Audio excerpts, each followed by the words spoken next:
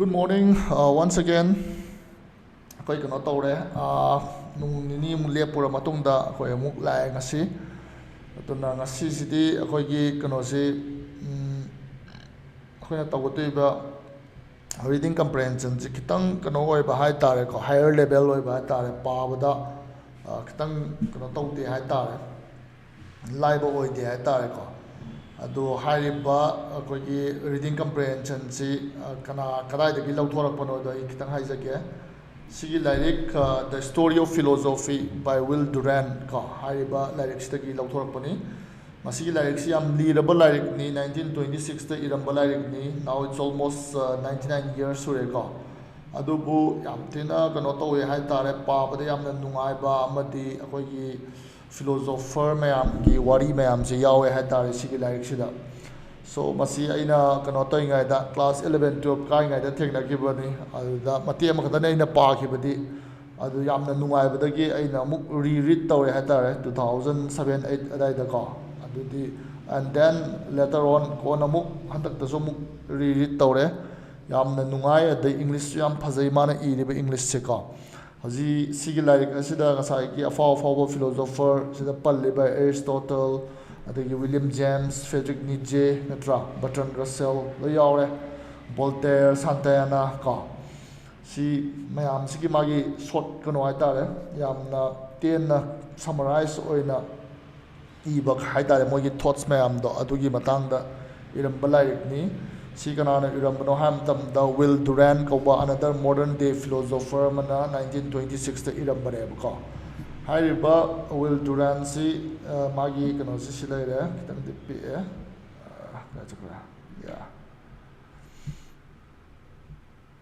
ꯁꯤ ꯃꯥꯒꯤ ꯄꯤꯛꯆꯔꯅꯤ, ꯁꯤ ꯅꯨꯄꯥꯁꯤꯅꯤ, ꯑꯗꯨꯒ ꯁꯤꯅ ꯃꯥꯒꯤ ꯅꯨꯄꯤ ꯑꯦꯔꯤꯌꯦꯜ ꯗꯨꯔꯦꯟꯁꯤꯅꯤꯀꯣ.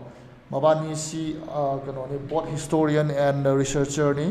ꯑꯗꯨꯅ ꯃꯕꯥꯅꯤꯁꯤ ꯑꯃꯦꯔꯤꯀꯥꯒꯤ ꯌꯥꯝꯅ ꯀꯩ ꯍꯥꯏꯅꯤ ꯄ꯭ꯔꯦꯁꯇꯤꯖꯤꯌꯁ ꯑꯣꯏꯕ ꯑꯦꯋꯥꯔꯗ ꯄꯨꯂꯤꯠꯖꯔ ꯄ꯭ꯔꯥꯏꯖ ꯄꯤꯈ꯭ꯔꯕꯅꯤ. ꯃꯕꯥꯅꯤꯅ ꯑꯩꯈꯣꯏꯒꯤ ꯉꯁꯥꯏꯒꯤ ꯏꯔꯝꯕ ꯂꯥꯏꯔꯤꯛꯁꯤꯡꯒꯤ ꯃꯅꯨꯡꯗ ꯍꯥꯏꯔꯒꯗꯤ ꯁꯤꯒꯤ ꯂꯥꯏꯔꯤꯛ ꯑꯃ ꯑꯩꯈꯣꯏꯒꯤ ꯀꯩꯅꯣꯁꯤ ꯀꯥꯏ ꯆꯠꯈ꯭ꯔꯦ, ꯄꯨꯂꯞ ꯏꯔꯝꯕ ꯂꯥꯏꯔꯤꯛ ꯑꯃ ꯁꯤꯗ ꯌꯥꯎꯗ꯭ꯔꯕ. ꯑꯣꯀꯦ, ꯁꯤꯒꯤ ꯁ꯭ꯇꯣꯔꯤ ꯑꯣꯐ ꯐꯤꯂꯣꯁꯣꯐꯤꯁꯤ ꯑꯃ ꯂꯩꯔꯦ. ꯗꯦꯟ ꯁꯤꯗꯤ ꯋꯤꯜ ꯗꯨꯔꯦꯟ ꯈꯛꯇꯅ ꯏꯔꯝꯕꯅꯤ, the greatest minds and ideas of all time ꯀꯣ. ꯁꯤ ꯑꯃ ꯂꯩꯔꯦ. ꯑꯗꯒꯤ ꯀꯩꯅꯣꯅꯦ ꯁꯤꯒꯤ ꯗ ꯂꯦꯁꯟꯁ ꯑꯣꯐ ꯍꯤꯁꯇ꯭ꯔꯤ ꯍꯥꯏꯁꯦ ꯃꯕꯥꯅꯤꯅ ꯏꯔꯤꯁꯦ, ꯋꯤꯜ ꯑꯦꯟ ꯑꯦꯔꯤꯌꯟ ꯗꯨꯔꯦꯟ ꯍꯥꯏꯁꯦꯀꯣ. Winners of the Pulitzer Prize ꯀꯣ. ꯄꯨꯂꯤꯠꯖꯔ ꯄ꯭ꯔꯥꯏꯖ ꯑꯅ ꯑꯃꯦꯔꯤꯀꯥꯗ ꯌꯥꯝꯅ ꯁꯦꯂꯦꯕ꯭ꯔꯦꯇꯦꯠ ꯑꯣꯏꯕ ꯄ꯭ꯔꯥꯏꯖꯇꯨ ꯃꯕꯥꯅꯤ ꯐꯪꯉꯕꯅꯤ. ꯑꯗꯨꯒ ꯃꯕꯥꯅꯤꯅ ꯐꯪꯉꯤꯕ ꯄꯨꯂꯤꯠꯖꯔ ꯄ꯭ꯔꯥꯏꯖꯁꯤ ꯁꯤꯒꯤ ꯁ꯭ꯇꯣꯔꯤ ꯑꯣꯐ ꯁꯤꯚꯤꯂꯥꯏꯖꯦꯁꯟ ꯑꯅ ꯀꯝꯕꯤꯅꯦꯁꯟ ꯑꯣꯐ ꯕꯨꯛꯁ ꯑꯃ ꯂꯩꯌꯦꯕꯀꯣ. ꯑꯩꯈꯣꯏꯒꯤ ꯀꯩꯅꯣ ꯍꯥꯏꯇꯥꯔꯦ 11 ꯚꯣꯂꯨꯝꯒꯤ ꯁꯦꯠ ꯍꯥꯏꯔꯦꯀꯣ. ꯑꯗꯨ ꯏꯔꯝꯕꯒꯤꯅꯦ ꯍꯥꯏꯇꯥꯔꯦ. ꯑꯗꯨꯗꯤ ꯁꯤꯒꯤ ꯀꯩꯅꯣ ꯃꯌꯥꯝꯁꯤꯅꯦ ꯍꯥꯏꯇꯥꯔꯦ, ꯋꯦꯁꯇꯔꯟ ꯁꯤꯚꯤꯂꯥꯏꯖꯦꯁꯟꯒꯤ ꯃꯇꯥꯡꯗ ꯃꯣꯏꯅ ꯂꯥꯏꯔꯤꯛ ꯚꯣꯂꯨꯝ ꯑꯆꯧꯕ ꯑꯃ ꯏꯔꯝꯕ ꯍꯥꯏꯇꯥꯔꯦ, 11 books ꯌꯥꯎꯕꯀꯣ.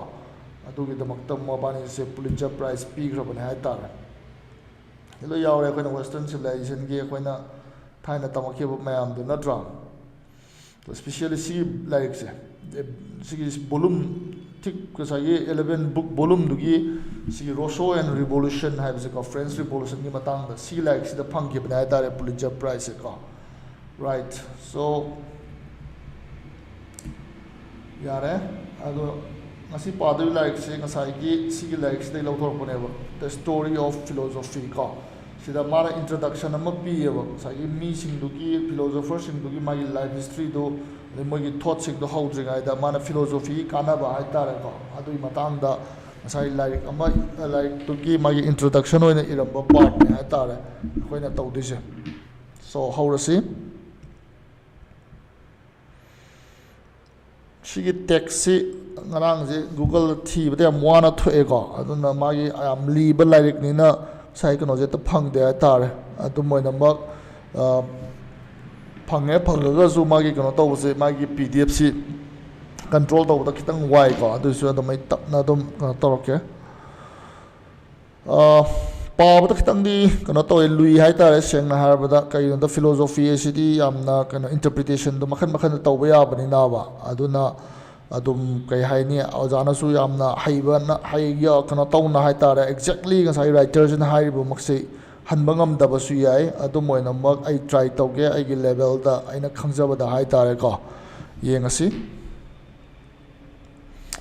So introduction on the uses of philosophy ko philosophy kanaba habani my paragraph sam sangi sang banina ai loinamak paraga hamu hanbado adu kitang kono tawgani hai tare aduna sentence ahumari pullaga ai artha hange hawrasi.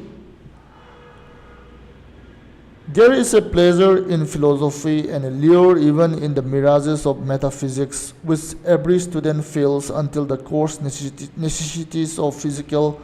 existence drag him from the heights of thought into the mart of economic strife and gain. Okay. Kainosi sigi magi introduction natraga passage ko si paba hawdringaida aina hainingbaji mana sida sinariba koi English structure si amtina phajaba English structure ni masi koi English am haiba mina iba kano ne hai tare structure form ne hai tare ko haibadi sigi yone sigi sentence that there is a pleasure in philosophy hai ko adagi amu and a lure even in the mirages of metaphysics adagi amu samjali jong which every student feels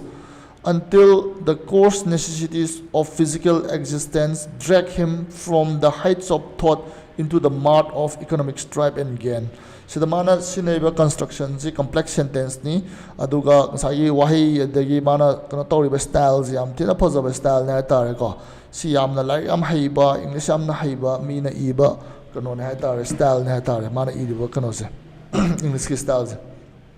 So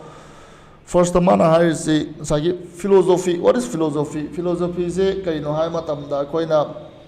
study of kano hai tare knowledge ka knowledge achumba aranba aphaba phataba sumbu mayam sibu agoi ye kano kawi natra philosophy kawi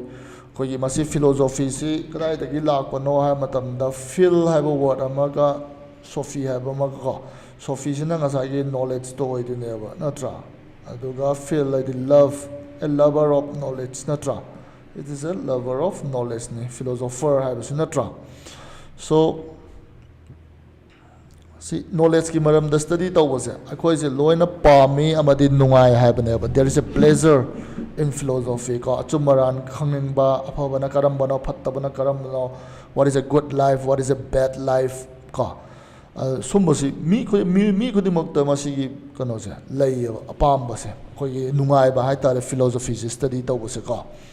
lure the chingjalle ko even in the mirages of metaphysics the mana word am sisina metaphysics na ko metaphysics service ngasai gi magi philosophical but term ni mana phila metaphysics hai targa di ngasai gi moina haibata ultimate reality of the things hai ko koi lairiba koi sangsar sida lairiba tegi jiba paliba or ngasai gi nature hai tare or universe ko magi asengba magi kano se saktam ji kari no kain hai se koi metaphysics hai tare adu puthokna ba hotna ba ko asengba kano se kai no kain na koi na puthokna ba hotna ba se mase metaphysics ko hai ko koi life ki oi ba koi gi prithvi ki oi ba universe ki oi ba magi real kano hai tare real identity natraga nature ko adubu metaphysics hai mase ko. So sumbagi worlds ya sumba ju akhoi sida chu khar chingjalli habne mirages hai targa ti ngasai gi khoina real ubangam da hai tare mirage hai targa ti khoi desert ga leiba khoi gi kayani illusion gumba khoina tasena khangba ngamba pot na taba hai tare ko aduna metaphysics yam tina vague oi gre kana gumomna machine lai gi kanoni kana hai ko sai kana gumomna big bang theory da gi lakpane hai so yam tina kano oi gre natra aduna adugi mirage to aduda so khoi marmakta chingjalli habne ko allure even in the mirages of metaphysics habne which every student feels until the coarse necessities of physical existence drag him from the heights of thought into the mart of economic strife and gain. So ngasai philosophy tamiba angang amal se ko ngasai khoi like tamiba haigadra natraga philosophy ki student amase masu ngasai philosophy natraga ngasai metaphysics da interested oyewa moisi khangninge ko adubu kaidoge ham matamda mai khangning bado lep khib kam kana lep khige ham tamda ꯑꯩꯈꯣꯏꯒꯤ ꯂꯥꯏꯐꯀꯤ ꯍꯤꯡꯗꯕ ꯌꯥꯗꯕ ꯑꯩꯈꯣꯏꯒꯤ ꯆꯪꯗꯕ ꯌꯥꯗꯕ ꯉꯁꯥꯏ ꯊꯕꯛ ꯑꯃ ꯇꯧꯗꯕ ꯌꯥꯗꯕ ꯑꯗꯒꯤ ꯆꯥꯅꯅꯕ ꯇꯥꯟꯗꯕ ꯌꯥꯗꯕ ꯍꯥꯏꯇꯥꯔꯦꯀꯣ ꯑꯗꯨꯅ ꯀꯣꯔꯁ ꯅꯦꯁꯦꯁꯤꯇꯤꯁ ꯑꯩꯈꯣꯏ ꯗꯔꯀꯥꯔ ꯇꯥꯕ ꯀꯣ ꯅꯣꯡꯃꯒꯤ ꯇꯧꯗꯕ ꯌꯥꯗꯕ ꯑꯗꯩ ꯗꯔꯀꯥꯔ ꯇꯥꯕꯗꯣ ꯑꯣꯐ ꯐꯤꯖꯤꯀꯦꯜ ꯑꯦꯛꯖꯤꯁꯇꯦꯟꯁ ꯍꯤꯡꯕꯗ ꯗꯔꯀꯥꯔ ꯇꯥꯕꯁꯤꯡꯗꯣ ꯑꯗꯨꯒꯤ ꯗ꯭ꯌꯨꯇꯤꯗꯨꯅ ꯑꯩꯈꯣꯏꯁꯦ ꯆꯤꯡꯉ ꯄꯨꯈꯤꯑꯕ ꯐ꯭ꯔꯣꯝ ꯗ ꯍꯥꯏꯠꯁ ꯑꯣꯐ ꯊꯣꯠ ꯅꯪꯒꯤ ꯋꯥꯈꯜ ꯋꯥꯡꯅ ꯂꯩꯖꯔꯝꯕꯗꯣ ꯐꯤꯂꯣꯁꯣꯐꯤꯒ ꯈꯟꯗꯅ ꯃꯦꯇꯥꯐꯤꯖꯤꯛꯁꯀ ꯈꯟꯗꯅꯀꯣ ꯑꯗꯨꯗꯩ ꯅꯪꯁꯦ ꯆꯤꯡꯉ ꯄꯨꯈꯤꯑꯕ ꯀꯗꯥꯏꯗ ꯏꯟꯇꯨ ꯗ ꯃꯥꯔꯠ ꯑꯗꯤ ꯃꯥꯔꯀꯦꯠ ꯅꯠꯇ꯭ꯔꯒ ꯉꯁꯥꯏ ꯕꯦꯇꯜ ꯐꯤꯜ ꯍꯥꯏꯇꯥꯔꯦꯀꯣ ꯑꯣꯐ ꯏꯀꯣꯅꯣꯃꯤꯛ ꯁꯇ꯭ꯔꯥꯏꯞ ꯑꯦꯟ ꯒꯦꯟ ꯉꯁꯥꯏꯒꯤ ꯑꯩꯈꯣꯏꯒꯤ ꯊꯕꯛ ꯑꯃ ꯐꯪꯉꯒ ꯄꯩꯁꯥ ꯐꯪꯅꯕ ꯑꯗꯒꯤ ꯅꯪ ꯑꯗꯨꯗꯩ ꯀꯥꯟꯅꯕ ꯂꯧꯅꯕ ꯑꯗꯨꯒꯤ ꯋꯥꯔꯜꯗꯨꯗ ꯅꯪꯁꯦ ꯉꯁꯥꯏꯒꯤ ꯐꯤꯂꯣꯁꯣꯐꯤꯀꯦꯜ ꯋꯥꯔꯜꯗꯨꯗꯒꯤ ꯅꯪꯁꯦ ꯆꯤꯡꯉꯒ ꯄꯨꯈꯤꯌꯦ ꯍꯥꯏꯕꯅꯦ ꯃꯥ ꯍꯥꯏꯁꯦ okay to drag him from the heights of thought into the mart of economic stripe and gain. Stripe ꯍꯥꯏꯗꯤ ꯑꯩꯈꯣꯏꯒꯤ ꯐꯥꯏꯠꯀꯨꯝꯕ ꯁ꯭ꯇ꯭ꯔꯒꯜꯒꯨꯝꯕꯁꯦ ꯍꯥꯏꯀꯣ ꯑꯩꯈꯣꯏꯅ ꯑꯉꯥꯡ ꯑꯣꯏꯔꯤꯉꯩꯗꯗꯤ ꯂꯥꯏꯔꯤꯛꯀ ꯇꯝꯃꯤꯉꯩ ꯏꯄꯥ ꯏꯃꯥꯅ ꯊꯥꯛꯄꯤꯔꯤꯉꯩꯗꯗꯤ ꯀꯩꯁꯨ ꯈꯜꯂꯨꯗꯦꯗꯅ ꯑꯩꯈꯣꯏꯒꯤ ꯀꯩꯅꯣꯁꯦ ꯀꯩꯅꯣ ꯐꯪꯅꯕꯁꯦ ꯄꯩꯁꯥ ꯇꯥꯟꯕ ꯈꯣꯠꯄꯒꯤꯁꯦ ꯀꯩꯁꯨ ꯈꯟꯗꯦꯕ ꯑꯗꯨꯝ ꯑꯗꯨꯗꯗꯤ ꯋꯥꯈꯜꯂꯣꯟꯗꯣ ꯌꯥꯝ ꯋꯥꯡꯗꯅ ꯐꯤꯂꯣꯁꯣꯐꯤꯀꯦꯜ ꯑꯣꯏꯕ ꯋꯥꯈꯜꯅ ꯈꯟꯗꯅ ꯑꯆꯨꯝꯕ ꯂꯥꯏꯐꯁꯤ ꯀꯔꯤꯅꯣ ꯑꯗꯒꯤ ꯑꯔꯥꯟꯕꯅ ꯀꯔꯝꯕꯅꯣ ꯑꯐꯕ ꯂꯥꯏꯐꯅ ꯀꯔꯝꯕꯅꯣ ꯑꯗꯨꯝꯕꯒꯤ ꯋꯥꯈꯜꯂꯣꯟꯗ ꯇꯥꯎꯔꯒ ꯂꯩꯅꯤꯡꯉꯤꯗꯅꯀꯣ ꯂꯩꯁꯨ ꯂꯩꯗꯅ ꯑꯗꯨꯕꯨ ꯀꯣꯟꯅ ꯑꯍꯟ ꯑꯣꯏꯁꯤꯜꯂꯛꯑꯀꯥꯟꯗꯗꯤ ꯒ꯭ꯔꯦꯖꯨꯑꯦꯁꯟꯒ ꯂꯣꯏꯁꯤꯜꯂꯛꯑꯀꯥꯟꯗꯗꯤ ꯉꯁꯥꯏꯒꯤ ꯀꯩꯅꯣ ꯏꯃꯥ ꯏꯄꯥꯅꯁꯨ ꯄꯩꯁꯥꯁꯦ ꯊꯥꯕꯤꯔꯛꯎ ꯌꯥꯗ꯭ꯔꯒꯗꯤ ꯅꯪ ꯑꯗꯨꯝ ꯆꯣꯡꯁꯤꯟꯈ꯭ꯔꯅꯦꯕ ꯅꯪꯒꯤ ꯉꯁꯥꯏꯒꯤ ꯏꯀꯣꯅꯣꯃꯤꯛ ꯁꯇ꯭ꯔꯥꯏꯞꯇꯨꯗꯀꯣ ꯇꯨꯏꯁꯟꯕꯨ ꯇꯧꯕ꯭ꯔꯥ ꯅꯠꯇ꯭ꯔꯒ ꯍꯣꯝ ꯀꯩꯅꯣ ꯇ꯭ꯌꯨꯇꯔꯕꯨ ꯑꯣꯏꯔ ꯆꯠꯄ꯭ꯔꯥ ꯅꯠꯇ꯭ꯔꯒ ꯅꯪ ꯕꯦꯡꯀꯤꯡꯒꯤ ꯄꯩꯈꯥ ꯊꯥꯕ꯭ꯔꯥ ꯄꯥꯏꯁꯤꯟꯈꯤꯗꯅꯀꯣ ꯑꯗꯨꯀꯥꯟꯗꯨꯗꯗꯤ ꯅꯪ ꯉꯁꯥꯏꯒꯤ ꯐꯤꯂꯣꯁꯣꯐꯤꯀꯦꯜ ꯑꯣꯏꯕ ꯋꯥꯈꯜꯗꯣ ꯈꯟꯅꯕ ꯃꯇꯝ ꯂꯩꯇ꯭ꯔꯦꯕ ꯅꯠꯇ꯭ꯔꯥ most of us have known some golden days in the June of life when philosophy was in fact what Plato calls it the dear delight when the love of a modestly elusive truth seemed more glorious incomparably than the lust for the ways of the flesh and the dross of the world ꯀꯣ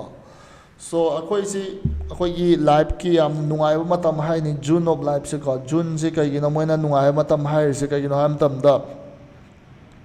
ꯖꯨꯟꯁꯦ summer ꯇꯥꯏꯝꯅꯦꯕ summer ꯇꯥꯏꯝꯁꯦ usually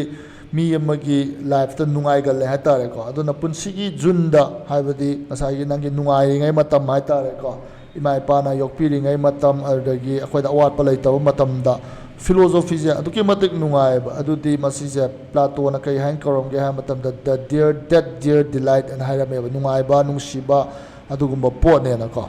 ꯑꯗꯨꯒ ꯑꯗꯨꯒꯤ ꯃꯇꯝꯗꯨꯗꯗꯤ ꯀꯩꯗꯧꯒꯦ ꯍꯥꯏꯕ ꯃꯇꯝꯗ ꯉꯁꯥꯏꯒꯤ ꯅꯪꯒꯤ truth ꯊꯤꯕꯗꯣ ꯇ꯭ꯔꯨꯠꯅꯤꯗꯅ ꯐꯤꯂꯣꯁꯣꯐꯤ ꯍꯥꯏꯁꯦ ꯑꯆꯨꯝꯕꯗꯨꯅꯦꯕ ꯑꯩꯈꯣꯏꯅ ꯊꯤꯔꯤꯁꯤꯀꯣ ꯃꯇꯝꯗꯨꯗ ꯐꯪꯕꯗꯤ ꯉꯝꯗꯕ ꯍꯥꯏꯅꯤꯏꯂꯨꯁꯤꯞ ꯑꯣꯏꯕ ꯍꯥꯏꯁꯦꯀꯣ ꯐꯪꯕ ꯉꯝꯗꯕ ꯇ꯭ꯔꯨꯠꯇꯣ ꯊꯤꯕꯁꯤ ꯅꯪꯒꯤ ꯀꯩꯅꯣ ꯑꯣꯏꯔꯝꯃꯦꯕ ꯌꯥꯝꯅ ꯅꯨꯡꯉꯥꯏꯕ ꯌꯥꯝꯅ ꯀꯩ ꯍꯥꯏꯅꯤ ꯐꯖꯕ ꯑꯣꯏꯔꯝꯃꯤ ꯁꯦꯝ ꯃꯣꯔ ꯒ꯭ꯂꯣꯔꯤꯌꯁ ꯑꯗꯨꯅ ꯍꯦꯟꯅ ꯄꯥꯝꯖꯔꯝꯃꯦꯕ ꯀꯩꯗꯒꯤ then the lust for the ways of the flesh ꯑꯩꯈꯣꯏꯒꯤ ꯍꯛꯆꯥꯡꯒꯤ ꯑꯄꯥꯝꯕꯁꯤꯡꯗꯒꯤ ꯑꯗꯒꯤ ꯅꯣꯡꯃꯒꯤ ꯇꯧꯗ ꯌꯥꯗꯕ ꯊꯕꯛ ꯃꯌꯥꯝꯗꯣ ꯗ꯭ꯔꯣꯁ ꯑꯣꯐ ꯗ ꯋꯥꯔꯜ ꯀꯣ ꯑꯗꯨꯒꯨꯝꯕꯒꯤ ꯑꯩꯈꯣꯏꯒꯤ ꯅꯣꯡꯃꯒꯤ ꯏꯊꯧꯗꯥꯡ ꯇꯧꯕꯕꯨꯗꯤ ꯑꯩꯈꯣꯏꯒꯤ ꯉꯁꯥꯏꯒꯤ ꯐꯤꯂꯣꯁꯣꯐꯤꯒꯤ ꯋꯥꯔꯜꯗ ꯇꯥꯎꯕꯗꯨꯅ ꯍꯦꯟꯅ ꯅꯨꯡꯉꯥꯏꯔꯝꯃꯤ ꯍꯥꯏꯅꯦꯕꯀꯣ ꯑꯆꯨꯝꯕ ꯊꯤꯕ ꯆꯠꯄꯗꯨꯅ ꯍꯦꯟꯅ ꯑꯩꯈꯣꯏꯗ ꯏꯟꯇꯔꯦꯁꯇꯦꯠ ꯑꯣꯏꯔꯝꯃꯤ ꯑꯃꯗꯤ ꯀꯩꯅꯣ ꯑꯣꯏꯔꯝꯃꯤ ꯍꯥꯏꯅꯦꯕ ꯑꯦꯇ꯭ꯔꯦꯛꯇꯤꯞ ꯑꯣꯏꯔꯝꯃꯤ ꯍꯥꯏꯕꯅꯦꯕꯀꯣ and there is always some wistful remnant in us of that early wooing of wisdom ꯑꯗꯨꯅ ꯑꯍꯟ ꯑꯣꯏꯔꯁꯨꯀꯣ ꯑꯩꯈꯣꯏꯗ ꯃꯔꯛ ꯃꯔꯛꯇ ꯍꯦꯛꯇ ꯈꯜꯂꯛꯑꯦꯕ ꯄꯤ ꯇꯥꯒꯦ ꯍꯥꯏꯅꯤ ꯁꯤ ꯄꯤꯁꯦ ꯈꯔ ꯇꯥꯒꯦ ꯇꯧꯕꯗꯨꯅꯤ ꯋꯤꯁꯐꯨꯜ ꯍꯥꯏꯁꯦꯀꯣ ꯔꯦꯝꯅꯦꯟ ꯑꯗꯨꯒꯨꯝꯕ ꯑꯩꯈꯣꯏꯗ ꯅꯤꯡꯁꯤꯡꯉꯛꯄ ꯑꯃꯗꯤ ꯂꯥꯛꯑꯦꯕ ꯊꯥꯏꯅ ꯑꯩꯈꯣꯏꯅꯒ ꯑꯆꯨꯝꯕ ꯊꯤꯔꯝꯕꯗꯣ ꯑꯗꯩ ꯕꯨꯙꯤ ꯂꯧꯁꯤꯡ ꯊꯤꯔꯝꯕꯗꯣ ꯀꯥꯏꯅ ꯑꯉꯥꯡ ꯑꯣꯏꯔꯤꯉꯩꯗ ꯀꯥꯏꯅ ꯈꯟꯕꯗꯣ ꯍꯧꯖꯤꯛ ꯆꯥꯎꯔ ꯐꯥꯎꯗ ꯑꯗꯨꯒꯤ ꯀꯩꯅꯣꯗꯣ ꯈꯔꯗꯤ ꯂꯩꯍꯧꯔꯤ ꯍꯥꯏꯔꯤꯅꯦꯕ ꯑꯗꯨꯒꯤ ꯐꯤꯂꯤꯡꯗꯣ ꯋꯤꯁꯐꯨꯜ ꯔꯦꯝꯅꯦꯟ ꯍꯥꯏꯁꯤꯀꯣ ꯔꯦꯝꯅꯦꯟ ꯍꯥꯏꯗꯤ ꯂꯦꯝꯍꯧꯕ ꯍꯥꯏꯇꯥꯔꯦꯀꯣ Life has meaning we fill with browning to find its meaning is my meat and drink so Browning ꯍꯥꯏꯁꯦ ꯔꯣꯕꯔꯠ ꯕ꯭ꯔꯥꯎꯅꯤꯡꯅꯤ ꯗ ꯏꯪꯂꯤꯁ ꯄꯣꯏꯠꯇꯨꯅꯤ ꯑꯗꯨꯅ ꯃꯥꯅ ꯍꯥꯏꯔꯤꯁꯦ ꯄꯨꯟꯁꯤ ꯍꯥꯏꯕꯁꯦ ꯃꯤꯅꯤꯡ ꯂꯩꯌꯦꯕꯀꯣ ꯑꯗꯨꯒ ꯑꯗꯨꯒꯤ ꯃꯤꯅꯤꯡ ꯊꯤꯕꯗꯨꯅ ꯑꯩꯒꯤ ꯆꯤꯟꯖꯥꯛꯅꯤ ꯍꯥꯏꯅꯤ ꯏꯁ ꯃꯥꯏ ꯃꯤꯠ and drink ꯍꯥꯏꯁꯦꯀꯣ show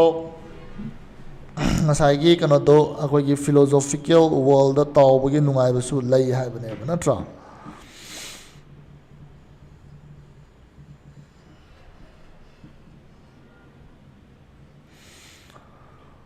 then so much of our lives is meaningless as self-canceling vacillation and futility. We strive with the chaos about us and within, but we would believe all the while that there is something vital and significant in us, could we but decipher our own souls. ꯑꯩꯈꯣꯏꯒꯤ ꯂꯥꯏꯐꯁꯤꯡꯁꯦ ꯑꯌꯥꯝꯕꯅ ꯃꯤꯅꯤꯡꯂꯦꯁ ꯑꯣꯏꯁꯤꯅꯦꯕ self ꯀꯦꯟꯁꯦꯂꯤꯡ ꯚꯦꯁꯤꯂꯦꯁꯟ ꯍꯥꯏꯇꯥꯔꯒꯗꯤ ꯑꯃꯗꯒꯤ ꯑꯃꯨꯛ ꯍꯥꯏꯕ ꯑꯃꯗꯒꯤ ꯑꯃꯨꯛ ꯍꯥꯏꯕꯀꯣ ꯑꯩꯈꯣꯏꯒꯤ ꯀꯩ ꯍꯥꯏꯅꯤ ꯊꯕꯛꯁꯦ ꯑꯃ ꯐꯒꯗ꯭ꯔꯥꯅ ꯇꯧꯔꯦ ꯑꯃꯨꯛ ꯐꯔꯝꯗ꯭ರೆ ꯁꯣꯝꯗ ꯑꯃꯨꯛ ꯐꯒꯗ꯭ꯔꯥꯅ ꯌꯦꯡꯉꯦ ꯑꯗꯨꯁꯨ ꯐꯔꯝꯗ꯭ರೆ ꯑꯗꯨꯃꯥꯏꯅ ꯃꯇꯣꯝꯗ ꯑꯗꯨꯝ ꯀꯦꯟꯁꯦꯜ ꯑꯥꯎꯠ ꯇꯧꯅꯕ ꯑꯗꯨꯒꯨꯝꯕ ꯂꯥꯏꯐꯅꯦꯕ ꯑꯩꯈꯣꯏꯅ ꯍꯤꯡꯉꯤꯁꯦ ꯑꯦꯟ ꯐ꯭ꯌꯨꯇꯤꯂꯤꯇꯤ ꯀꯥꯟꯅꯗꯕ ꯍꯥꯏꯇꯥꯔꯦꯀꯣ we strive with the chaos about us and within ꯑꯩꯈꯣꯏꯒꯤ ꯃꯅꯨꯡꯗ ꯂꯩꯖꯕ ꯑꯩꯈꯣꯏ chaos ꯑꯩꯈꯣꯏ ꯒ꯭ꯌꯥꯟ ꯃꯦꯟ ꯇꯥꯗꯕ ꯚꯥꯞ ꯃꯦꯟ ꯇꯥꯗꯕ ꯑꯗꯨꯗꯣ ꯑꯩꯈꯣꯏ ꯁꯇ꯭ꯔꯥꯏꯞ ꯇꯧꯏ ꯑꯩꯈꯣꯏ ꯐꯥꯏꯠ ꯇꯧꯏ ꯅꯠꯇ꯭ꯔꯥ ꯑꯗꯒꯤ ꯃꯤꯅ ꯑꯩꯈꯣꯏ ꯃꯔꯝꯗ ꯉꯥꯡꯅꯕ ꯑꯗꯒꯤ ꯑꯗꯨꯒꯨꯝꯕ ꯃꯌꯥꯝꯗꯣ ꯑꯩꯈꯣꯏ ꯐꯥꯏꯠ ꯇꯧꯏ but we would believe ꯑꯩꯈꯣꯏꯅ ꯊꯥꯖꯩꯌꯦꯕ ꯑꯗꯨꯗꯤ all the while that there is something vital and significant in us ꯑꯩꯈꯣꯏꯗꯁꯨ ꯌꯥꯝꯅ ꯀꯩꯅꯣ ꯑꯣꯏꯕ ꯃꯔꯨ ꯑꯣꯏꯕ ꯄꯣꯠ ꯑꯃꯗꯤ ꯌꯥꯎꯕ꯭ꯔꯥꯅ ꯈꯜꯂꯦꯕ even though our lives are insignificant futile ꯑꯣꯏꯔꯒꯁꯨ ꯃꯅꯨꯡꯗꯗꯤ ꯑꯥꯔꯊ ꯑꯃꯗꯤ ꯂꯩꯔꯝꯒꯅꯤ ꯑꯩꯈꯣꯏꯅ ꯍꯤꯡꯕꯒꯤ ꯍꯥꯏꯕꯒꯤ ꯐꯤꯂꯤꯡꯗꯨꯗꯤ ꯑꯗꯨꯝ ꯂꯩꯌꯦꯕ could we ꯍꯥꯏꯗꯤ if we ꯍꯥꯏꯅꯀꯣ if we could ꯍꯥꯏꯕꯒ ꯆꯞ ꯃꯥꯟꯅꯩ just decipher our own souls ꯑꯩꯈꯣꯏꯒꯤ soulꯁꯦ soulꯅ ꯄꯥꯝꯃꯤꯁꯦ ꯀꯔꯤꯅꯣ ꯍꯥꯏꯕꯁꯤꯗꯪ ꯈꯪꯉꯒꯗꯤ ꯉꯁꯥꯏ ꯑꯩꯈꯣꯏꯗ ꯌꯥꯎꯔꯤꯕ ꯃꯤꯅꯤꯡꯁꯦ ꯐꯪꯒꯗꯕꯅꯤ ꯁꯤꯅꯦꯕ ꯑꯗꯨꯁꯨ ꯐꯪꯗꯕꯤꯅꯦꯕ so could we but decipher our own souls ꯑꯩꯈꯣꯏꯅ decipher ꯍꯥꯏꯗꯤ ꯑꯩꯈꯣꯏꯅ ꯈꯪꯗꯣꯛꯄ ꯉꯝꯕ ꯍꯥꯏꯇꯥꯔꯦꯀꯣ ꯑꯩꯈꯣꯏꯅ ꯑꯩꯈꯣꯏꯒꯤ soulꯅ ꯄꯥꯝꯃꯤꯕ ꯄꯣꯠꯁꯦ ꯀꯔꯤꯅꯣ ꯈꯪꯉꯝꯃꯒꯗꯤ ꯑꯩꯈꯣꯏꯗ ꯌꯥꯎꯔꯤꯕ vital and significant ꯑꯣꯏꯕ ꯉꯁꯥꯏ somethingꯗꯣ ꯈꯪꯕ ꯉꯝꯒꯗꯕꯅꯦꯕ ꯑꯗꯨꯁꯨ ꯈꯪꯕ ꯉꯝꯗꯕ ꯑꯗꯨꯒ ꯂꯩꯗꯤ ꯂꯩꯔꯝꯒꯅꯤ ꯍꯥꯏꯅ ꯊꯥꯖꯩꯌꯦꯕ ꯑꯩꯈꯣꯏ ꯂꯥꯏꯐꯁꯤꯒꯤ ꯃꯤꯅꯤꯡ ꯑꯃꯀꯣ ꯑꯗꯨꯕꯨ ꯇꯥꯏꯕꯪꯄꯥꯟꯗ ꯍꯤꯡꯉꯤꯕ ꯍꯧꯖꯤꯛ ꯑꯩꯈꯣꯏꯅ ꯇꯧꯔꯤꯁꯤꯗꯤ ꯏꯠꯁ ꯃꯤꯅꯤꯡꯂꯦꯁ ꯑꯗꯩ ꯁꯦꯜꯐ ꯀꯦꯟꯁꯦꯂꯤꯡ ꯚꯦꯁꯤꯂꯦꯁꯟ ꯑꯦꯟ futility ꯀꯣ ꯑꯗꯨꯃꯥꯏꯅ ꯑꯣꯏꯌꯦ ꯍꯥꯏꯕꯅꯦꯕꯀꯣ right we want to understand life means for us constantly to transform into light and flame all that we are or meet with. We are like Mitya in the brothers Karamazov, one of those who don't want millions but an answer to their questions. We want to seize the value and perspective of passing things and so to pull ourselves up out of the maelstrom of daily circumstance. So next key sentence the ngasai writer Will Durant na haise akhoi life se mase akhoi na khanjabada akhoi gi ngasai gi akhoi thengnaba mi sing natraga akhoi si ꯑꯩꯈꯣꯏꯒꯤ light ꯃꯉꯥꯜꯒꯤ ꯇꯥꯏꯞꯇ ꯃꯤꯅꯤꯡꯐꯨꯜ ꯑꯣꯏꯕ life ꯑꯃ ꯂꯩꯕ relationship ꯑꯃ ꯂꯩꯕ ꯑꯣꯏꯍꯟꯅꯤꯡꯉꯦꯕꯀꯣ ꯑꯗꯨꯃꯥꯏꯅ ꯇꯧꯕꯁꯨ ꯄꯥꯝꯃꯦ ꯍꯥꯏꯇꯥꯔꯦ ꯑꯗꯨ ꯀꯗꯥꯏꯗ ꯌꯥꯎꯒꯦ ꯍꯥꯏꯕ ꯃꯇꯝꯗ ꯉꯁꯥꯏꯒꯤ ꯅꯣꯕꯦꯜ ꯑꯃ ꯂꯩ ꯕ꯭ꯔꯗꯔꯁ ꯀꯔꯥꯃꯥꯖꯣꯞ ꯑꯅ ꯐꯤꯌꯣꯗꯣꯔ ꯗꯣꯁꯇꯣꯌꯦꯚꯁꯀꯤꯅ ꯏꯕ ꯍꯥꯏꯇꯥꯔꯦ ꯑꯗꯨꯗ ꯀꯦꯔꯦꯛꯇꯔ ꯑꯃ ꯌꯥꯎꯋꯦ ꯃꯤꯇ꯭ꯌꯅꯀꯣ ꯃꯤꯇ꯭ꯌꯁꯤꯅ ꯉꯁꯥꯏꯒꯤ ꯃꯥꯒꯤ ꯗꯥꯏꯂꯣꯛ ꯑꯃꯗ ꯍꯥꯏꯌꯦꯕ ꯋꯥꯟ ꯑꯣꯐ ꯗꯣꯁ ꯃꯥꯁꯤ ꯀꯔꯝꯕ ꯃꯤꯅꯣ ꯍꯥꯏꯕ ꯃꯇꯝꯗ who don't want millions ꯄꯩꯁꯥ ꯌꯥꯝ ꯄꯥꯝꯕ ꯃꯤ ꯅꯠꯇꯦ ꯃꯥꯗꯤ but an answer to their questions ngasai magi philosophical oiba what is the meaning of life why are we sent to earth kaina hairiba akhoi gi questions to adugi answer ma pam isin ma paisa pam de sineba aduna Will Durant na hairis adumain tawdona akhoi su akhoi gi lives gi meaning amadi pami haibane ma haisiko karamba meaning no hai matamda adudi akhoi gi life se mangal yauba dagi akhoi thengnaruba mi singdo akhoi na mangal piba ngamba haitare adugumba meaningful oiba life ama pami haibane adagi akhoi kaisu pamge matamda akhoi na thengnaba mi sing natraga ngasai potchai singse magi value natraga perspective ma kamaina yengadage habda chumba mong da yengba pami haini ka we want to seize the value and perspective of passing things haitari pot che adum chatkidana ko ngasi lairambadu ngarang on gini ngarang dagi past the satkidana adumaina mai thengnaramba thengman mi du na ngasai my life ta thengnawa pot natraga mi singdo ma value piba pami meaningful oimba pami have never and so to pull ourselves up out of the maelstrom of daily circumstance no magi kaini akhoi duty tawba dagi chara tanba adugumba gi awaba mayam dudagi chingthoga meaning ama piba pami magi life to have never ka mi oibagi life se hasineba we want to know that the little things are little and the big things big before it is too late. We want to see things now as they will seem forever in the light of eternity. So akoina ngasai gi ꯀꯔꯝꯕ ꯄꯣꯠꯅ ꯀꯥꯟꯅꯗꯦ ꯀꯥꯟꯅꯗꯕ ꯄꯣꯠꯁꯤ ꯀꯥꯟꯅꯗꯅ ꯑꯗꯨꯝ ꯎꯕ ꯑꯗꯩ ꯀꯥꯟꯅꯕ ꯑꯆꯧꯕ ꯄꯣꯠꯁꯤꯅ ꯑꯆꯧꯕ ꯄꯣꯠ ꯑꯣꯏꯅ ꯎꯕ ꯉꯝꯕꯒꯤ ꯃꯥꯒꯤ ꯁꯛꯇꯤꯗꯣ ꯄꯥꯝꯃꯦ ꯍꯥꯏꯇꯥꯔꯦꯀꯣ ꯑꯗꯨꯒ ꯃꯣꯏꯁꯦ ꯑꯩꯈꯣꯏꯒꯤ ꯏꯇꯔꯅꯤꯇꯤꯗꯤ ꯐꯣꯔꯑꯦꯚꯔ ꯍꯥꯏꯔꯤꯅꯤ ꯃꯇꯝ ꯆꯨꯞꯄꯗ ꯁꯨꯃꯥꯏꯅ ꯂꯩꯍꯧꯒꯗꯕ ꯄꯣꯠꯅꯤ ꯍꯥꯏꯕꯗꯣ ꯑꯩꯈꯣꯏꯅ ꯃꯗꯨ ꯈꯪꯅ ꯆꯠꯄ ꯄꯥꯝꯃꯦꯕ ꯀꯥꯟꯅꯗꯕ ꯄꯣꯠꯇ ꯌꯥꯝꯅ ꯏꯝꯄꯣꯔꯇꯦꯟ ꯑꯣꯏꯕꯒꯤ ꯇꯥꯏꯞꯇ ꯈꯟꯕ ꯅꯠꯇꯕ ꯀꯥꯟꯅꯕ ꯄꯣꯠꯅ ꯁꯤꯅꯤ ꯀꯥꯟꯅꯗꯕ ꯄꯣꯠꯅ ꯁꯤꯅꯤ ꯑꯗ ꯑꯩꯈꯣꯏ ꯂꯥꯏꯐꯀꯤ ꯑꯁꯦꯡꯕ ꯃꯤꯅꯤꯡꯅ ꯁꯤꯅꯤ ꯁꯣ ꯑꯗꯨꯅ ꯑꯩꯅ ꯁꯨꯃꯥꯏꯅ ꯍꯤꯡꯕ ꯄꯥꯝꯃꯤ ꯀꯥꯏꯅ ꯍꯥꯏꯔꯒ ꯆꯠꯅꯤꯡꯉꯦ ꯍꯥꯏꯇꯥꯔꯦ ꯔꯥꯏꯇꯔꯁꯤꯅ ꯍꯥꯏꯔꯤꯁꯦ so we want to see things we want to see things as we want to see things now as they will seem forever ngasai matam chuppada leihauradaba mongda aikoina potsingje uba pami haibneba akoidi adu tawte ngahaki apamba ngahaki tawningba adu khatangni dana akoina chawna urise adu nattaba general oina ngasai eternity gi mongda leihaugadaba mongda uba pami potse singdo akoigi nungsiba minungsi leiba kaise akoigi keno tawidana akoi mai values yam wangidana ko adugi potuda pot khudimak ngasai mana uba pame haibne kanadaba potta yamna importance pibado ma pamde haibneba ko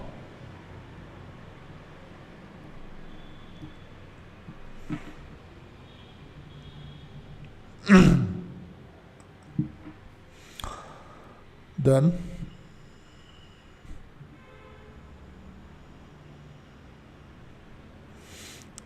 we want to know that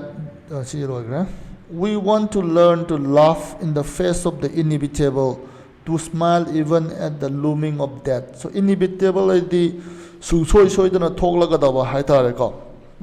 aduna sungsoi soidana thokadaro potsingdo adu akoina nokpa pame haiba kiba pamdeba to smile even at the looming of death tabak miyoibasi loinamak no mantra no madi siduini natra aduna siba haibado oidau leirabani fake ni natra aduna aduda akhoi kiba pamde adui modda akoina mangonda akoina masidi taibang panda thokadawraba pot amani khallaga mana nokpa pam mi haibneba ko so mana ngasai potchai singdo eternity mityengdagi yengba kano do pamami haibneba we want to be whole, to coordinate our energies by criticizing and harmonizing our desires. So, whole apumbo miyama pami to coordinate our energy. Akoi energy se kaidoge hamatamda Canada potta handahanba by criticizing ko. Aduga kanaba akoi the serve tawataba natraga tayang panda ko na kanagadaba adugumba potta akoi harmonize tawo pame ko akoi desire mayam se ko apamba sing se ko. For coordinated energy,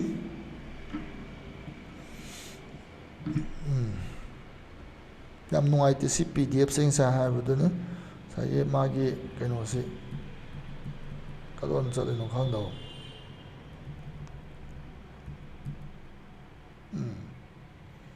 le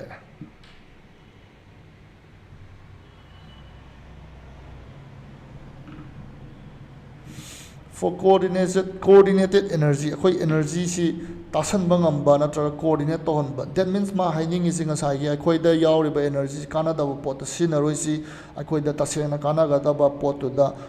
energy to thada si habani ko energy mayam do nang kana da pot ta chai leita ga di kana ba pot da nang tonga maroi da na ko sai gi lang tho ure ngau ure ma da gi nang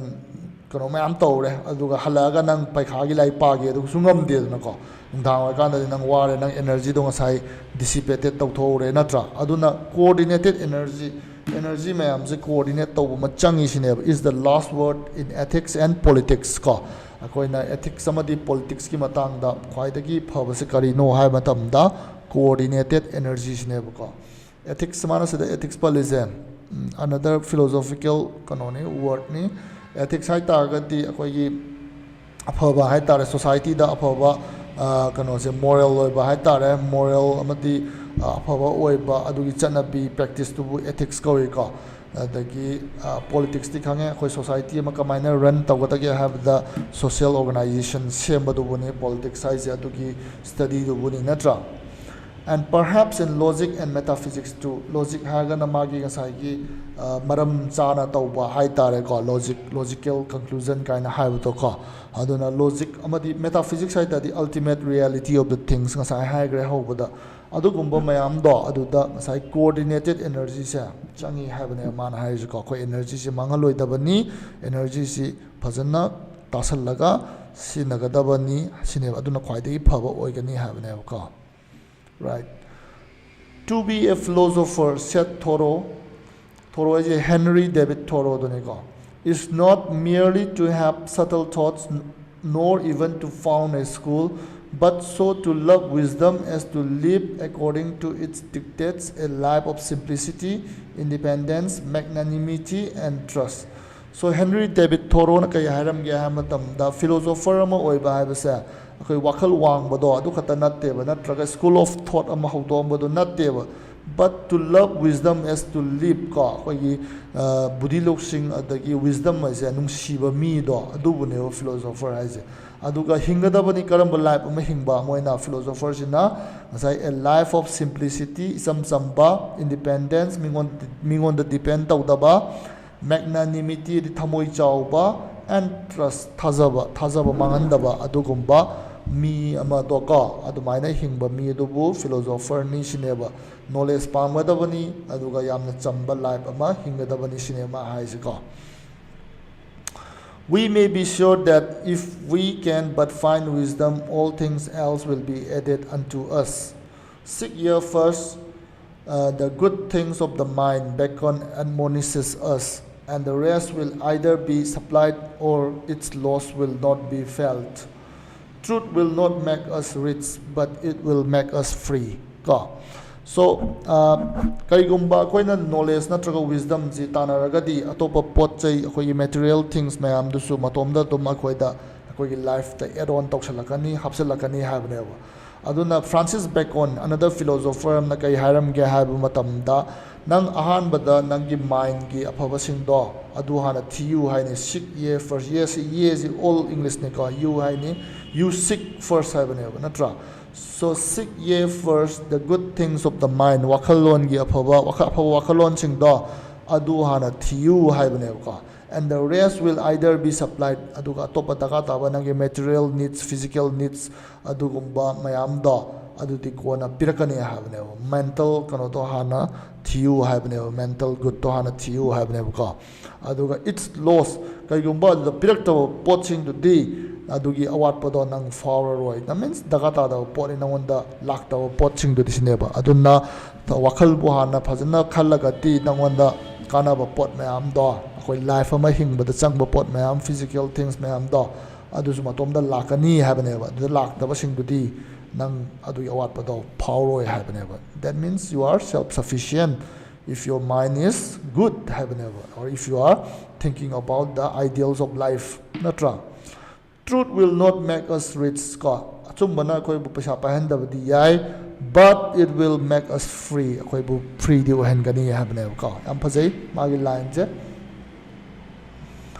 Some ungentle reader will check us here by informing us that philosophy is as useless as chess, as obscure as ignorance, and as stagnant as content. There is nothing so absurd that said Cicero, but that it may be found in the books of the philosophers. Philosophy sin naina kumatamda kara reader kara nadi ko kara kana tawba haitare root oiba ungentle oiba reader nadi haibe aba philosophy se kem kana de madi chess kumbani chess se di wakhan gi kano ni dana wakhan gi lan ni dana ko aduga kano da di real life da di kana da boy no ui dana adum aina philosophy ju chess kumbani adagi ignorance kem ta khoi real life se khangdaba adum aina obscure oiba I think asai gi akoina phasana khangba ngamdaba pot se obscure ba kawi adugumba pot ne na philosophy je khanba su yaw dagi as stagnant as content mi se nungaira kanda ma si honaning de lepning ina tra admai tawdana stagnant oi hasine philosophy je sakhot pa laite magi kano da pe laga to magi self kai hani absorb wall amada atum lei hana treat to su yai ba kana gumba ma di maina uramba su yai habne ko the Cicero na thaina gi orator ma lei aduna kai hairam ge ha matamda there is nothing so absurd but that it may be found in the books of philosopher gi moina iramba lyric sing ja adai hena kanadaba leite sini kaidagi kanadaba pot ni no nothing so absurd moidi lyric ki wane tase na real life ta apply to kem ya ba pot natte na Cicero na ngasai gi philosopher mayam gi book sing ja adumaina bo hairam me ba maduna orambe mana orator ga orami do ko sai ma like iram de kana hai do ko right.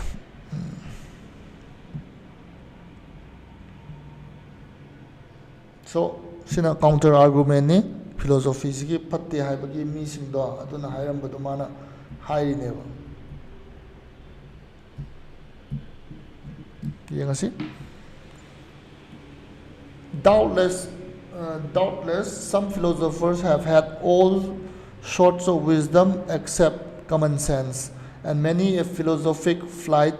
has been due to the elevating power of thin air. Shemdi kitang aizu blur chale elevating power of thin air je. Ado aina khanbada kari oiram baya ke dai haijage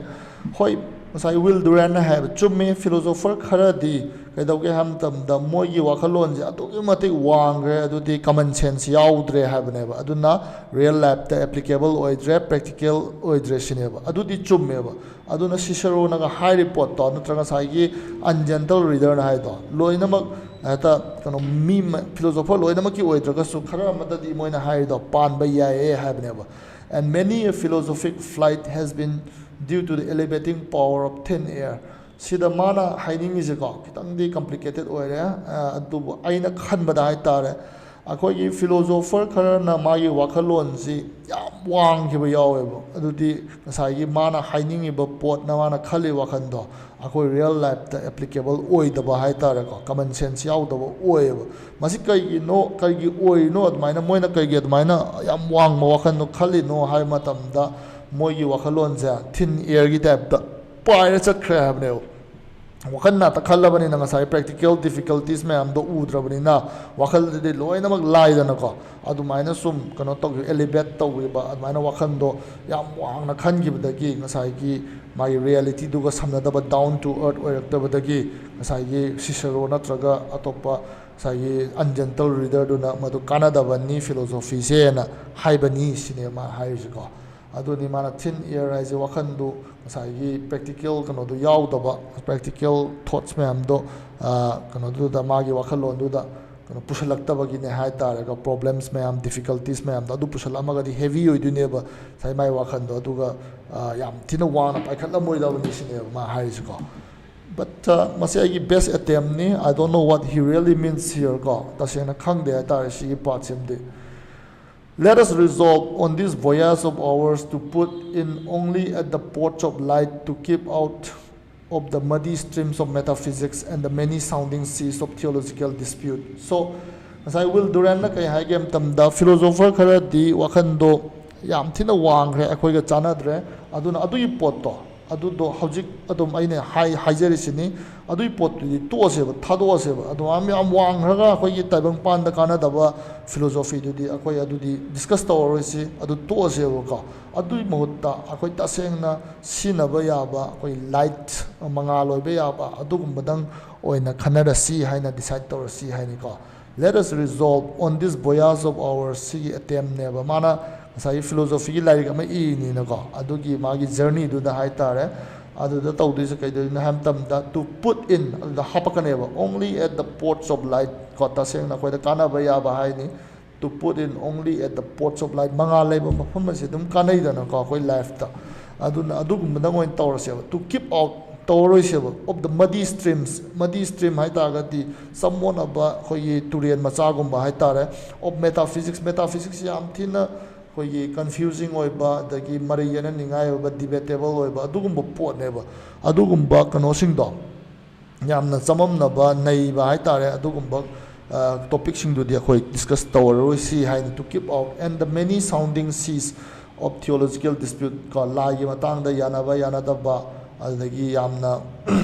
chong na claim tawna ba adugumba kano ma yam do adudi khoi avoid ꯇꯧꯔꯁꯤ ꯑꯗꯨꯒ ꯑꯩꯈꯣꯏꯒꯤ ꯇꯁꯦꯡꯅ practical lifeꯇ ꯀꯥꯟꯅꯕ ꯌꯥꯕ knowledge-ꯗꯣ ꯑꯗꯨꯗ ꯑꯣꯏꯅ focus ꯇꯧꯔꯁꯤ ꯑꯅ ꯍꯥꯏꯕꯅꯦꯕ ꯀꯩꯅꯣꯅ ꯍꯥꯏꯔꯤꯁꯤꯀꯣ. But is philosophy stagnant? Science seems always to advance while philosophy always seems to lose ground. Yet this is only because philosophy accepts the hard and hazardous task of dealing with problems not yet open to the methods of science. Problems like good and evil, beauty and ugliness, order and freedom, life and death. So soon as the field of inquiry yields knowledge susceptible of exact formulation, it is called science. adagi mana question ama hange Will Durant na ma haisi tasengna kano je philosophy sibu kano ra sineba stagnant hai ta gadi leng da pukri da leiba sing je leng de da ko adu bu turen da leiba sing di leng idana aduna pukri da leiba sing gi type ta stagnant oi bra sineba philosophy ji ko the science seems always to advance ko science thing asai gi science ka philosophy khena bu de mana haisi science ti adum khumang chausalli da ya no discovery mayama ma puthoi sineba ko while philosophy always seems always to lose ground or the philosophy di adum leng da bai type ta leiba sai lising ani mamang da zu philosophy na achumba aranba aphaba phataba adugumba gi question do adum discuss toromi hojik shu adum discuss tori that means philosophy je leng da bagi type ta tawi sineba mayam na u matam da ko adu science ti adum chaukhot pagi ngasai khumang do adum chaukhalli kaina adum aina khalis neba adu khali do kari gi no sineba. Yet this is only because philosophy accepts the hard and hazardous task of dealing with problems not yet open to the methods of science. Adu way do karigino hai matam da philosophy na deal tawriba thabak se sai mai task se sai science na tawba ngamdaba adugumba alaga science ki kano da methods da open oidriba adugumba hard oiba yamna tough oiba thabak atane man toise karamba problems like good and evil, beauty and ugliness, order and freedom, life and death. So sumba yamna koyi wang ba hagadra yamna koyi matam supada dum layer da questions ko problems kumbada focus to philosophy sina aduna ngasai gi ma khumang chauchan da ba man bani aduna ni sine ba kai the science na masi explain to ba ngam de ngasai pot che ka aduna mana good and evil opposite ba ta ni ko hai ja beauty and ugliness, order and freedom. So order lerga de koi freedom leite natra discipline na je lerga di dang tawning ba taw yaro di ne natra aduna adugi khenaba life and death ko adugumba mayama do leiba do adu kanana discuss tawi deal tawi ham tamda philosophy na deal tawi have never. So soon as a field of inquiry sagi mana thijali do kai gumba hack formula pan be yara ba ko adu ita di madu science on khani ba adu nam philosophy na wana ngasai gi kano tawjara ka dini mana inquiry tawjara ka dini mana my conclusion to derive to ka dini once madu gi pot to success hoiraba formula pan be yara then it becomes science and then philosophy will go ahead and find the next problem again ka amuk chat kine have never aduna philosophy gi magi world ji sai atom fight to leiba sineba ano problems to adu once solve to na madu scientific kano oi khibane scientific subject oi khibani aduga science na lahobune hai tare. It's like ma is a philosophy jina koi gi khumang joksha laga magi the front line da chale aduga mana cover to ko territory duna science na claim to mai victory ne lahobani aduga victory duna ngasai science na lahoramni na sai philosophy na hanba kano fight to ko dudi mo lobi de na traga magi credit to pv de cinema haini se ko.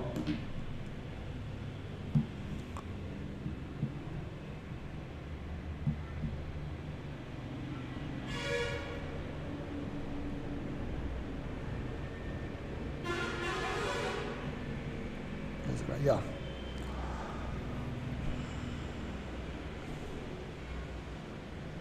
Every science begins as philosophy. So every science begins as philosophy and ends as art. Ngasai science se ngasai philosophy na conquer tawrakpa ngasai knowledge na traga fill of kono do subject to adubu nebo aduna ma philosophy oina horei adu kona science ole have nebo my formula do pan be yar kan da ko formula do pan ba da gi phajana haira kan da di magi phajaba mong dong puthok pa yar panena ends as art on gre science or art or sidai yam samna example am pige yam lai mong da too simplified ti ore ma sungchan chana roi khange but sai gi kano subject se yam na complicated oi bani na ko khitang kano to bani na line hai ge ꯑꯩꯈꯣꯏꯒꯤ ꯑꯉꯥꯡ ꯑꯃꯅ rather ꯈꯔ ꯑꯉꯥꯡ ꯑꯣꯏꯔꯤꯕ ꯍꯥꯏꯇꯥꯔꯦ ꯆꯍꯤ ꯀꯩꯅꯣꯒꯨꯝꯕ 12 19 ꯁꯨꯕ ꯑꯉꯥꯡ ꯑꯃꯅ ꯑꯩꯈꯣꯏꯅ ꯃꯥꯅ ꯆꯥꯛ ꯊꯣꯡꯅꯕ ꯍꯤꯟꯖꯥꯡ ꯊꯣꯡꯅꯕꯁꯨ ꯍꯣꯠꯅꯔꯦꯅ ꯈꯜꯂꯁꯦꯕ ꯑꯍꯥꯟꯕꯗꯗꯤ ꯃꯥ ꯋꯥꯈꯜ ꯈꯟꯗꯣꯏꯅꯦꯕ ꯁꯤ ꯍꯥꯞꯄꯒ ꯍꯥꯎꯒꯗ꯭ꯔꯥ ꯁꯤ ꯍꯥꯞꯄ ꯀꯅꯥꯝꯅ ꯇꯥꯛꯄꯤꯗ꯭ꯔꯦꯅ ꯈꯜꯂꯁꯦꯕ ꯃꯥꯁꯦꯀꯣ ꯃꯇꯣꯝꯗ ꯊꯣꯡꯅꯕ ꯍꯣꯠꯅꯔꯦꯅ ꯈꯜꯂꯁꯦ ꯆꯍꯤ 19ꯒꯤ ꯅꯨꯄꯤ ꯃꯆꯥ ꯑꯃꯅ ꯑꯗ ꯃꯥꯅ ꯉꯁꯥꯏꯒꯤ ꯏꯟꯖꯥꯡꯗꯨꯒꯤ ꯉꯁꯥꯏꯒꯤ ꯇꯦꯁꯇꯨ ꯃꯥꯅ ꯃꯥꯏꯟꯗꯨꯗ ꯈꯟꯗꯣꯏꯅꯦꯕ ꯁꯤ ꯍꯥꯞꯄꯒ ꯍꯥꯎꯒꯗ꯭ꯔꯥ ꯁꯤ ꯍꯥꯞꯄ ꯀꯩ ꯇꯦꯁ ꯊꯣꯛꯂꯛꯀꯅꯤꯅ ꯑꯗꯨꯒꯤ ꯃꯇꯥꯡꯗꯗꯤ ꯏꯁ ꯂꯥꯏꯛ ꯑꯦ ꯐꯤꯂꯣꯁꯣꯐꯤꯀꯦꯜ ꯄ꯭ꯂꯦꯟꯗ ꯂꯩꯕꯒꯨꯝꯕꯅꯦꯕ ꯏꯁ ꯑꯦꯛꯁꯄꯦꯔꯤꯃꯦꯟꯇꯤꯡ ꯇꯧꯗꯣꯏꯅꯦꯕ ꯑꯗꯨ ꯋꯥꯟꯁ ꯃꯥꯅ ꯑꯗꯨ ꯍꯥꯞꯄꯒ ꯊꯣꯡꯉꯀꯥꯟꯗ ꯍꯥꯎꯕ ꯍꯥꯎꯇꯕꯗꯨ ꯇꯦꯁ ꯇꯧꯔꯒ ꯃꯥꯅ ꯉꯁꯥꯏꯒꯤ ꯄꯣꯠꯇꯣ ꯃꯊꯪ ꯊꯣꯡꯕꯗꯗꯤ ꯀꯃꯥꯏꯅ ꯇꯧꯅꯤꯅ ꯑꯃꯨꯛ ꯈꯟꯕ ꯉꯝꯗꯣꯏꯅꯦ ꯍꯥꯏꯇꯥꯔꯦ ꯑꯗꯨꯅ ꯃꯥꯅ ꯉꯁꯥꯏꯒꯤ ꯐꯣꯔꯃꯨꯂꯥꯁꯤ ꯏꯕ ꯍꯧꯔꯛꯀꯗꯣꯏꯅꯦꯕ ꯁꯤꯒꯤ ꯄꯣꯠꯁꯦ ꯍꯥꯞꯄꯒꯅ ꯌꯥꯛꯏ ꯁꯤꯒꯤ ꯄꯣꯠꯁꯦ ꯍꯥꯞꯄꯒꯅ ꯃꯍꯥꯎ ꯁꯨꯃꯥꯏꯅ ꯇꯧꯏ ꯑꯗꯨꯃꯥꯏꯅ ꯃꯥꯅ ꯐꯣꯔꯃꯨꯂꯥ ꯃꯌꯥꯝ ꯏꯊꯣꯛꯑꯒ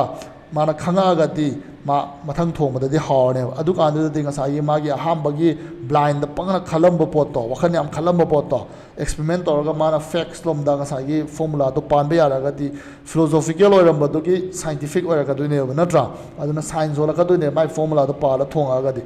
ꯑꯗꯩꯗꯤ ꯁꯨꯝ ꯍꯟꯖꯟ ꯍꯟꯖꯟ ꯑꯗꯨꯒꯤ ꯐꯣꯔꯃꯨꯂꯥꯗꯣ ꯄꯥꯜꯂ ꯊꯣꯡꯉꯒꯗꯤ ꯂꯥꯁꯇꯗꯤ ꯃꯥ ꯈꯪꯉꯛꯑꯅꯦꯕ ꯑꯗꯨꯛꯀꯤ ꯃꯇꯤꯛ ꯐꯣꯔꯃꯨꯂꯥꯗꯣ ꯄꯥꯟꯗꯕꯤꯗ ꯐꯣꯔꯃꯨꯂꯥꯗꯣ ꯑꯃꯨꯛ ꯃꯥꯅ ꯈꯤꯇꯪ ꯇ꯭ꯋꯤꯛ ꯇꯧꯔꯒ ꯅꯠꯇ꯭ꯔꯒ ꯈꯤꯇꯪ ꯂꯩꯊꯣꯛ ꯂꯩꯁꯤꯟ ꯇꯧꯔꯒ ꯃꯩꯗꯨꯗ ꯁꯥꯟꯅꯔꯒ ꯍꯤꯟꯖꯥꯡꯗꯣ ꯑꯃꯨꯛꯀ ꯍꯦꯟꯅ ꯍꯥꯎꯍꯟꯕ ꯉꯝꯗꯣꯏꯅꯦꯕ ꯑꯗꯨ ꯃꯇꯝꯗꯨꯗꯗꯤ ꯁꯥꯏꯟꯁ ꯑꯣꯏꯔꯛꯇ꯭ꯔꯦꯕ ꯑꯃꯨꯛ ꯑꯥꯔꯠ ꯑꯣꯏꯔꯛꯑꯦꯕꯀꯣ ꯁꯣ ꯑꯍꯥꯟꯕꯗ ꯐꯤꯂꯣꯁꯣꯐꯤꯗꯩ ꯍꯧꯔꯦ ꯗꯦꯟ ꯏꯠ ꯕꯤꯀꯝꯁ ꯁꯥꯏꯟꯁ ꯗꯦꯟ ꯏꯠ ꯕꯤꯀꯝꯁ ꯑꯥꯔꯠ ꯑꯗꯨꯅꯦ ꯃꯥ ꯍꯥꯏꯅꯤꯡꯉꯤꯁꯤꯀꯣ ꯁꯤ ꯍꯧꯖꯤꯛꯀꯤꯗꯨꯗꯤ ꯌꯥꯝ ꯊꯤꯅ ꯁꯤꯝꯄ꯭ꯂꯤꯐꯥꯏഡ് ꯑꯣꯏꯕ ꯚꯔꯖꯟꯗꯅꯤ ꯑꯩꯅ ꯍꯥꯏꯔꯤꯗꯣꯀꯣ ꯑꯗꯣ ꯃꯥꯒꯤ ꯉꯁꯥꯏꯒꯤ ꯋꯤꯜ ꯗꯨꯔꯦꯟꯅ ꯍꯥꯏꯔꯤꯁꯤꯗꯤ ꯌꯥꯝꯅ ꯑꯩꯈꯣꯏꯒꯤ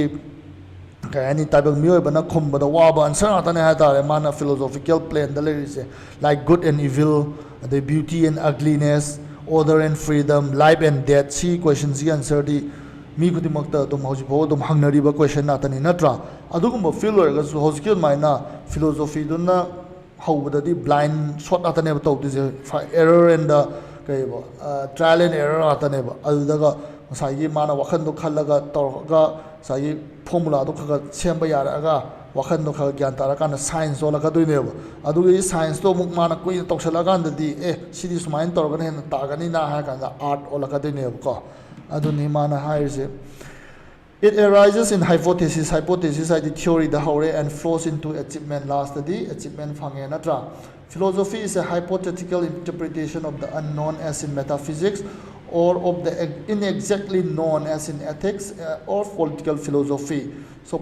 philosophy is ꯀꯩꯝ ꯅꯠꯇꯦꯕ experiment ꯇꯧꯕꯅꯤ ꯃꯥꯒꯤ ꯋꯥꯈꯟꯗꯣ theory ꯑꯣꯏꯅ ꯃꯥꯅ ꯁꯥꯒꯠꯂꯛꯄꯅꯦꯕ ꯀꯣ ꯑꯗꯨꯅ of the unknown ꯁꯨꯡꯈꯪ ꯈꯪꯗꯕ metaphysics ꯍꯥꯏꯈ꯭ರೆ ultimate reality of the things of the nature ꯅꯠꯇ꯭ꯔꯥ ꯑꯗꯨꯅ ꯁꯨꯡꯈꯪ ꯈꯪꯗꯕ ꯄꯣꯠ ꯑꯃ ꯑꯩꯈꯣꯏꯅ ꯁꯨꯃꯥꯏꯅ ꯑꯣꯏꯔꯝꯒꯅꯤꯅ ꯍꯥꯏꯕꯅꯦꯕ ꯐꯤꯂꯣꯁꯣꯐꯤꯅ ꯍꯥꯏꯔꯤꯁꯦ ꯑꯗꯨ inexactly known ꯈꯔꯗꯤ ꯈꯪꯕ ꯑꯗꯨꯕꯨ exact ꯁꯤꯃꯛꯅꯤ ꯍꯥꯏꯗꯤ ꯍꯥꯏꯕ ꯉꯝꯗꯕ ꯀꯣ ꯑꯩꯈꯣꯏ ꯇꯥꯏꯕꯪ ꯃꯤꯑꯣꯏꯕꯗ ꯑꯐꯕ ꯄꯣꯠꯁꯤ ꯀꯩꯅꯣ ꯐꯠꯇꯕ ꯄꯣꯠꯁꯤ ꯀꯩꯅꯣ ꯀꯥꯏꯅ ethics ꯑꯅ ꯂꯩꯔꯤꯁꯦꯀꯣ ꯈꯔꯗꯤ ꯑꯗꯨꯝ ꯈꯪꯉꯤꯗꯅꯀꯣ ꯁꯤꯅ ꯃꯌꯥꯝꯒꯤ ꯁꯣꯁꯥꯏꯇꯤ ꯑꯐꯕꯅꯤ ꯅꯠꯇ꯭ꯔꯒ ꯐꯠꯇꯕꯅꯤ ꯍꯥꯏꯕꯗꯣ ꯑꯗꯨꯅꯤ political philosophy ꯀꯔꯝꯕ political ꯁꯣꯁꯥꯏꯇꯤꯒꯤ ꯑꯩꯈꯣꯏꯒꯤ ꯗꯦꯃꯣꯀ꯭ꯔꯦꯁꯤꯒ ꯂꯩꯔꯤꯕ ꯑꯣꯔꯒꯅꯥꯏꯖꯦꯁꯟ ꯂꯩꯔꯤꯁꯤ ꯀꯔꯝꯕꯅ ꯐꯩ ꯐꯠꯇꯦ ꯍꯥꯏꯕꯒꯤ ꯃꯥꯏ ꯐꯤꯂꯣꯁꯣꯐꯤ ꯑꯃ ꯂꯩꯔꯤꯁꯦ political philosophyꯅꯤ ꯈꯔꯗꯤ ꯑꯗꯨꯝ ꯈꯪꯉꯤ exactly ꯃꯛ ꯈꯪꯗ꯭ꯔꯒꯁꯨ ꯀꯣ It is the front trends in the seas of truth ꯑꯆꯨꯝꯕꯁꯦ ꯐꯪꯅꯕꯒꯤ ꯂꯥꯟꯗ ꯃꯥꯅ front line-ꯗ ꯂꯩꯕ trends-ꯇꯨꯅꯤ ꯍꯥꯏꯕ trends ꯍꯥꯏꯁꯦ ꯑꯩꯈꯣꯏꯒꯤ ꯀꯩꯅꯣꯅꯤ ꯑꯩꯈꯣꯏꯒꯤ ꯂꯥꯟꯗ ꯑꯩꯈꯣꯏꯒꯤ ꯇꯧꯈꯥꯏꯕ ꯑꯃ ꯂꯩꯗꯥꯏꯅꯦ ꯑꯩꯈꯣꯏꯒꯤ ꯁꯨꯃꯥꯏꯅ ꯂꯥꯟ ꯁꯣꯛꯅꯔꯦ ꯇꯤꯝ ꯑꯅꯤ ꯑꯁꯤ ꯇꯧꯈꯥꯏꯗꯣꯏꯅꯤꯀꯣ ꯇꯧꯈꯥꯏꯗꯤ ꯀꯣꯝꯒꯤ ꯇꯥꯏꯞꯇ ꯑꯗꯨꯒ ꯃꯣꯏꯒꯤ ꯀꯩꯅꯣꯁꯤꯡꯗꯨꯅ ꯁꯣꯜꯖꯔꯁꯤꯡꯗꯨꯅ ꯅꯣꯡꯃꯩ ꯀꯥꯞꯄꯤꯗꯅ ꯁꯨꯃꯥꯏꯅ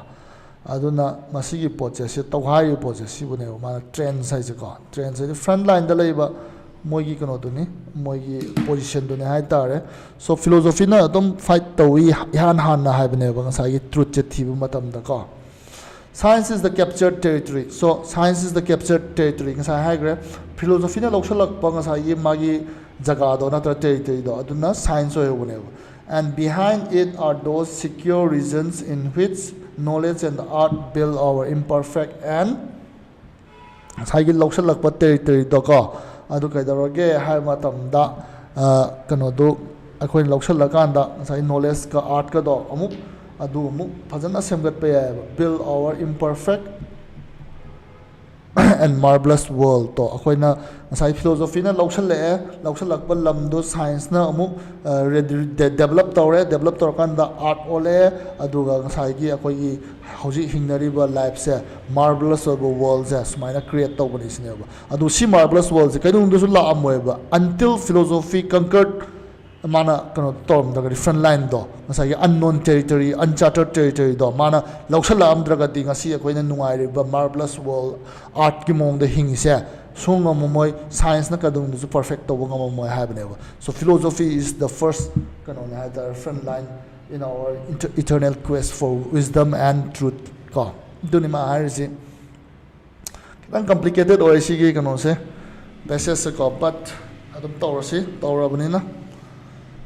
philosophy seems to stand still and perplex God, but only because she lives the fruits of victory to her daughters, the sciences, and herself passes on divinely discontent to the uncertain and unexplored. So, ngasai lan gi kano do adom lairi adugi thim du dum challi. So, philosophy se kaidoge ham tam da mas leng da ba male aduga mas perplex edi confused oi ba ko wakhan ji charang na ba leita da ba male kaigino hai matam da she lives the fruits of victory manang ngamak palan gi magi mahei sing do magi masanu pi sing pija thoeba natraga masanu pi da pitokhi masanu pi na kana arts and sciences to oidine moi di maning da leidana moi di thengna de dana exact kan sai kano do front line do land do thengna de dana aduna mana ngamak pa victory gi fruits me am do mana science ka arts ka da pitokre aduga mana khumang jaushali ma adu ma nungai bidi na te ko divinely discontent ma ko haraude adu mamani na sai land to da ya de thing da ya de da masa sing gi da makta aduna ma changchen badi dum changchen le kadai da to the uncertain and unexplored explore to driba the kari oiram ga do no khang da ba te do adon do dum changchen ba lep te hai ba ko aduga science da hing ba mi na de hai do ne ba nang di confusion adum oi le ro nam punji do leng drek hai bi do ne ba but because of our confusion because of our fight see the daughter science is enjoying the fruits of her victory adudi ma khang dev natra right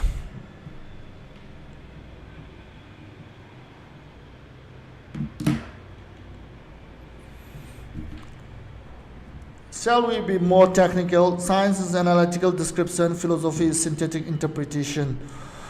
Science wishes to resolve the whole into parts, the organism into organs, the obscure into the unknown, into the known. It does not inquire into the values and ideal possibilities of things, nor into their total and final significance. It is content to show their present actuality and operation. It narrows its gaze resolutely to the nature and process of things as they are. So shall we be more technical? Technical way bamong da su kitang hai sira hai niko will Durant harisa. So science is analytical description, philosophy is synthetic interpretation. So science na ke doge ha matam da ngasai gi leiram mi poche mache thuaraga explain to bane science na. Ngasai philosophy na ke doge ham tam da mache tarama poto pula punjal laga madugi artha kari no high baneva. So science is analytical description, philosophy is synthetic interpretation ko.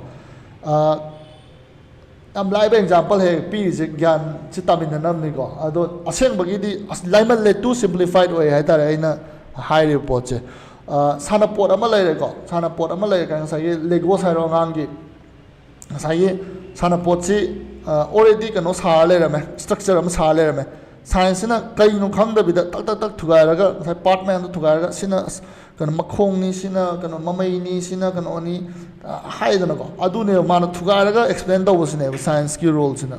adu ga sai philosophical kan interpretation sina kai no hai matam da si pot makhong ni sina mamai ni sina makok ni adu itar ka ti si punjal la kan da kan ma ola ka doini animal ma ola ka doini tiger ma ola ka doini kaina sai parts में आम ले बता पुंजल लगा करी ओय गदा के मागी मीनिंग से करी नो हाय बदना फिलोसॉफी की रोल ने साइंस की रोल्स ने कई नो हाय मतम दा लेरम यो पोट अमा जे खंगबोय खंगदबोय तौरि पोट जे थुगायरगा मागी माइन्यूट पार्टिक्स मागी कनो रोल से करी नो हाय बसिने बा सो अदुगी कनो म खेनाबा म लये हाय बने बा so science wishes to resolve the whole into parts thugay pami organisms into organs the obscure into the known khangdaba pot khangdaba honaba the organism the organs the onthokpa adune ba science ki roles It does not inquire into the values and ideal possibilities of things, nor into their total and final significance. So science na ngasai punsalakana kari oigadage haibagi ngasai possibility do, ideal possibility do adugi matang da ma thijandeba, nor into their total and final significance. Masigi taseng ba kana base final kana base kari no amadi magi significance kai no habse thide. Mari kai da harawi, it is content to show their present actuality and operation. Sagi magi role do kari no, part to gi role do kari no habdo adu explain tawudu da ma pentho e amadi ma adugi kano do the world do da adugi mong do da leire sinebko. It narrows its gaze resolutely to the nature and process of things as they are. Sai pot amala leiriba na traga process ama leiriba adu da ma magi medium do kupsal laga do tang focus do we sinebo sai whole thing do sai magi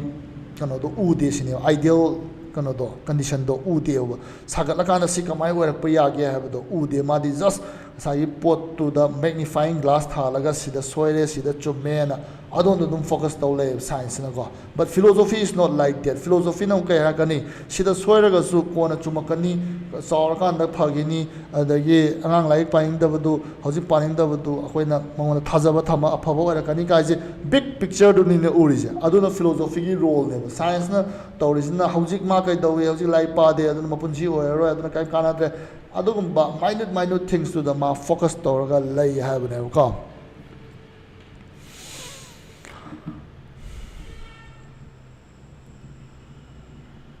The scientist is as impartial as nature in Turgenev's poem. He is as interested in the leg of a flea as in the creative throes of a genius. But okay, so ye scientist say kari no hai matam da ma se impartial oi have ne buka. As nature is in say Turgenev ki poem. Turgenev is under poet or mani Russian gumbar mani ma se magi poem de yawa nature anam ta da kano tau do misang mikhai nai da ba impartial oi ba nature do adum bagi type ne ba scientist. So scientist meaning yaw they have ne ko science sai kano science meaning thi de but rather sai si pochina sini hai dana lairi ba state to adu dang describe to to e have de.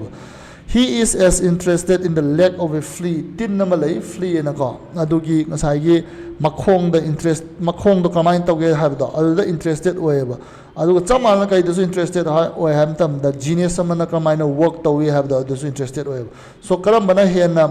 important oi karam bana he na wang na thang kan have mon the laite tin oi ge ra genius oi ge ra ma di study to riba subject amani na loi treat to hini have ne ko.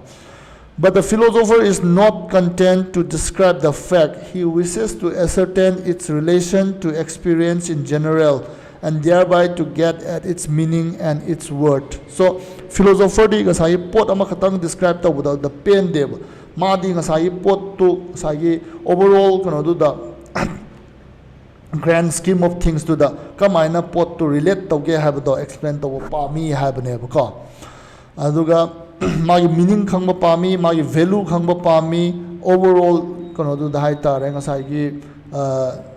my plan do the high tar ko. He combines things in interpretive synthesis. He tries to put together better than before that great universe vast which the inquisitive scientist has analytically taken apart. So mana hapsen bapa mewa ko ngasai pochai magi individual parts ma'am do hapaga meaning ama sema pami adudi kai meaning no hai matam da ngasai gi universe bu sembirakpa or universe haiba world am chawba ko normal lerise entity am lerise sigi vision da kari haina oigada ge have do hapa pame ba adu haiba universe di kanana mache thana thugai gre scientist na thugai gre wa yamna khangning ba scientist na analytically taken apart lotho thugai yu pot to adu du ngasai gi kano du na di philosopher du na di adu gi medium da ngasai gi mana thijeli ba pot to kamaina relate to ge have do khangba pa mi have ne ba ko sidani philosopher ga scientist ka khena rai se natra.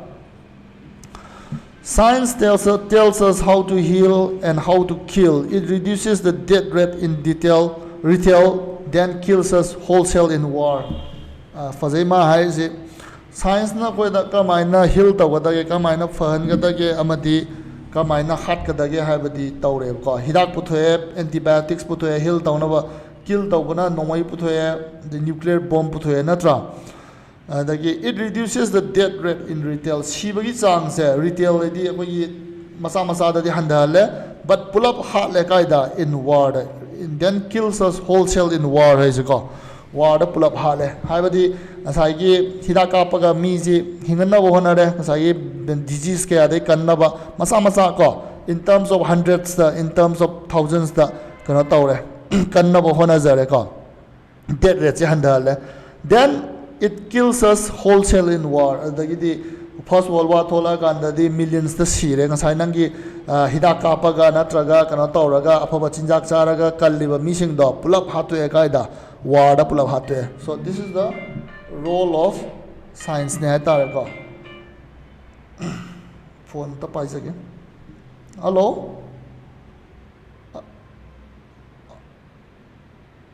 ho la ngasi loiba ngam gadra hande I try tauge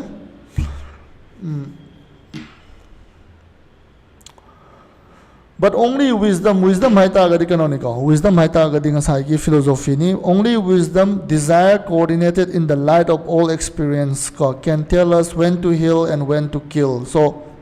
wisdom loksing ngakta akhoi se karam kanda heal tawduno karam kanda hat kaduno haibagi wakhalon do piba ngammi haibane ko khulai duna science na putok sabai wane hat pana traga mi phan bado but karam kanda karam khulai sina gada ge haibagi wisdom dudi masai gi philosophy follow tawba mi khakta na khangani haibane ko to observe processes and to construct means is science to criticize and coordinate ends is philosophy and because in these days our means and instruments have multiplied beyond our interpretation and synthesis of ideals and ends our life is full of sound and fury signifying nothing ka ma haise ngasai gi science ki rules ina ngasai gi pot ama observe tawba process ama observe tawba aduga madui process adu kamaina akoina achievement phangangani natraga magi end kano do goal do phangangani habadu science ki role ne bako to criticize and coordinate means hariba pot to madu phai natraga phatte haina akoi gi kano tawbaduna akoi judgment pibaduna philosophy gi role ni habane bako aduga and because in these days hojikti ka daroge ha matam da our means and instruments akoi gi ngasai gi science ki kano sakhotla banina akoi na pot ama phangning bagi magi means ko the instruments mayam sa aduki matik hengat le habane bako beyond our interpretation akoi na artha hanba ngambadagi hena halem artha hanba adagi ngasai gi synthesis of ideals saidi ngasai gi pot ama puthoi ji kana ba natra kana da ba sumba kano tawbase interpret tawbase na philosophy gi role de adu philosophy na du hanna ba honari ngai da sai pot ji phai phatte na haina wona da mana pot chama puthore ha bane science na ko adu na kai dawre akoi life our life is full of sound and fury ko makhon da pangthok da thoe adagi saunare pangsau da aduga signifying nothing adugi artha di leitre ha bane ko si Shakespeare na haram baduni our life is full of sound and fury signifying nothing ko adu lan pangtau da tawre adagi kanada bada mayam ama akoi gi technology mayam puthwe adu akoi life ta seng na maduna akoi da harau halabra nuai halabra meaningful o halabra ti o hende sineba writers in ko for a fact is nothing except in relation to desire it is not complete except in relation to a purpose and a whole so ngasai pot ama ta seng na kana ge hai ta ga di magi meaning legadabani my purpose legadabani magra kamaina mayam du da whole du da mana kari relation lei habdo oigadabani sineba ko pot ama just for the sake of ngaki nungaina putok paduna kaino natte sineba means to happiness or purpose natte sineba ko science without philosophy facts without perspective and valuation cannot save us from havoc and despair science gives us knowledge but only philosophy can give us wisdom pasai yam pasai si line je god this very beautiful so science without philosophy yau da science the fact without perspective fact mayam de leiraba adu kadon chatliba direction no khangdaba hai tare ko adugumba facts mayam do ko aduna cannot save us from havoc and despair havoc aita the destruction ko ama ta to taba despair ide awa taba alde khoi da kan manga moe ko science na kai gumba mangon da philosophy yau traba na traga ꯃꯥꯒꯤ ꯉꯁꯥꯏꯒꯤ wisdomꯗꯣ ꯌꯥꯎꯗ꯭ꯔꯒꯗꯤ ꯋꯥꯈꯜꯂꯣꯟꯗꯣ ꯌꯥꯎꯗ꯭ꯔꯒꯗꯤ ꯍꯥꯏꯇꯥꯔꯦꯀꯣ Science gives us knowledge but only philosophy can give us wisdom knowledge haitagadi pot amagi ngasai magi kanoduni factual kanoduni knowledge tuni ko factual oiba information duni but adugi information do madu kamaina chumna sinagani natraga lana sinagani habasa this can only be given by philosophy cinema haisiko right sorry yeah the wisdom the philosophy ka na pi bangang mane abni 상디 상업자 로이도래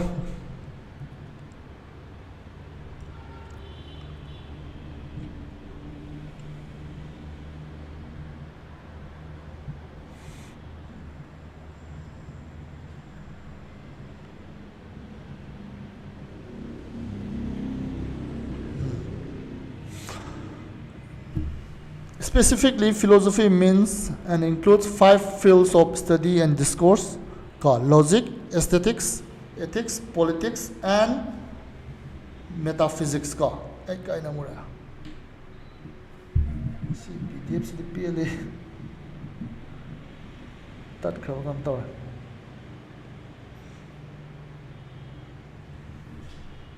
Yeah.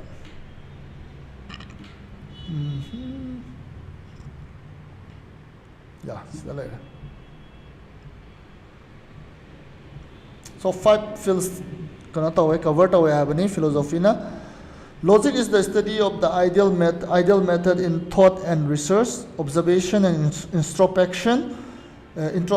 deduction and induction, hypothesis and experiment, analysis and synthesis. Such are the forms of human activity which logic tries to understand and guide. It is a dull study for most of us, and yet the great events in the history of thought are the improvements men have made in their methods of thinking and research. So ngasai philosophy si fil manga ni haire ahan ba fil si logic ni haire logic ta tawri si kemna te magi maram thibaduni mathang kano tawbaduni akhoi gi deduce tawbado ko akhoi gi adubu maram chaba haitare logic kowe adugi fil do ma leire sineba ko aduni ma haise sida yauri si observe tawba introspection adi kupne yengjen ba haibani the deduction saigi experiment do da smaina oirabane si oiba tai kana deduce tawba induction haitagadi sagalak potse ko lam macha ma da smaina tawragadi lam achawudadi kamaina tawgani kaina ko adumaina induce tawrakpa ko the hypothesis adi ngasai theory ma akoina semba smaina oiramgani kaina experiment tawgan madu theory du chummi natraga chumde kaina tawba to ko aduni analysis tawba synthesis tawba sumba se logic ki pot ataneba it is a dull study for most of us ko akoida yamna tanba thabak ne masi study tawse adubu yet the great events in the history of thought so philosophy inside chawkhala is it is only through the improvements men have made in their methods of thinking and research mai wakhalon da ngasai gi logic ki mong da khallaga mai wakhan do chawkhalak pa ngama ini haibane ba history of thought ko wakhan gi masai gi magi journey da koina improvement mayam ama la is logic ki through the la ini sineba that means I koina logic se important oiba part amani philosophy gi habane ba Aesthetics is the study of the ideal form or beauty. It is the philosophy of art. So, pot ama phazai natraga phazade kaina haibasa si sina philosophy karamba fil no hai matamda aesthetics oidineba.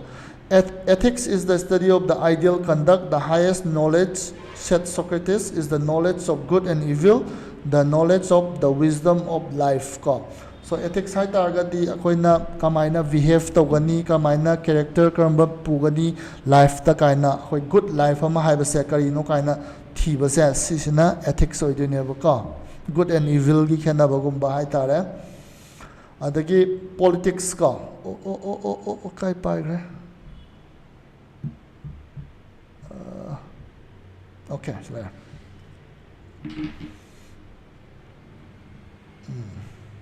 So politics is the study of the ideal social organization. It is not, as one might suppose, the art and science of capturing and keeping office. Monarchy, aristocracy, democracy, socialism, anarchism, the feminism. These are the dramatis personae of political philosophy. So politics haragana ngasai society ama karmaina organize tawgani, democracy na fabra, monarchy na fabra, dagi socialism, anarchism, feminism ka sumaina kano tawbase society ama organize tawbagi mawong ase kadai dana study tawge ham tamda masibuna politics haba branch to philosophy ye the study tawi have ne ba da ngasai gi mayamnadi khalidana politics haise power painaba official ngasai kano do lainabani khalidana ko adu natte sinda tasengna di samaj ki kamaina kananaba sinbano habado adu oigadabani sineba ko it is not, as one might suppose, the art and science of capturing and keeping office. Nang bot karaga kamaina power paiga dage and khanbado adu natte ba sengba meaning the politics is ko hojipudi adu oigre adu natte cinema tasena di akoi gi life se mayam kamaina lemin nagani haibagi masai gi structure ama shemba duni cinema politics size ko dramatis personae di characters haibani drama ama da yawa character mayam do dramatis personae ko a political philosophy kana kana no kano oise character oise habduni mana se haido.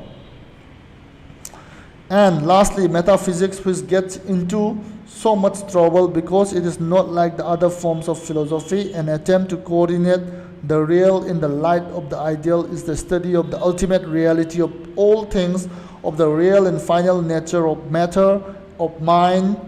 and of the interrelation of mind and matter in the processes of perception and knowledge. So ngasai mana film mayam ama high grade na ko akoi logic dagi ethics dagi kano high grade da ngasai gi khoi last le hori se metaphysics ne metaphysics khoi dei mara yeningai oi ba yeningai oi ba topic ne ba ko sidi ngasai on ba ya da ba ta khoi na su u ba ngam da ba ha ta re adugumba film amo oi bani na yam thinna kano oi grammar se controversial oi gre aduga mana deal tawrisina kai no hai matam da the ultimate reality masagi mi hingiba universe lairiba dagi taibangpan lairiba dagi world lairiba simam se ultimately kari oi kari no haibase sithi basidi yam thina kano oi creationeba yam thina vague oi gre obscure oi gre akoina khangmagi beyond the laire natra adubu mi khana di masi khangna ba honari baneba aduna ni mana hobada metaphysics ki ngasai maramda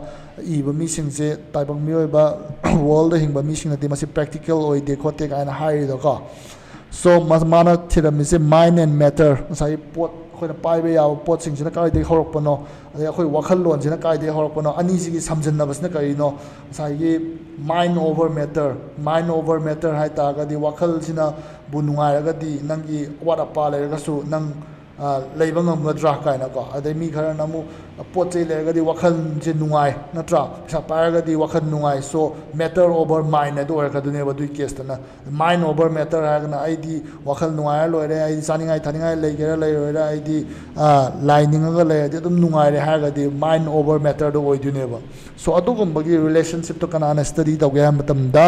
metaphysics na study to we ko.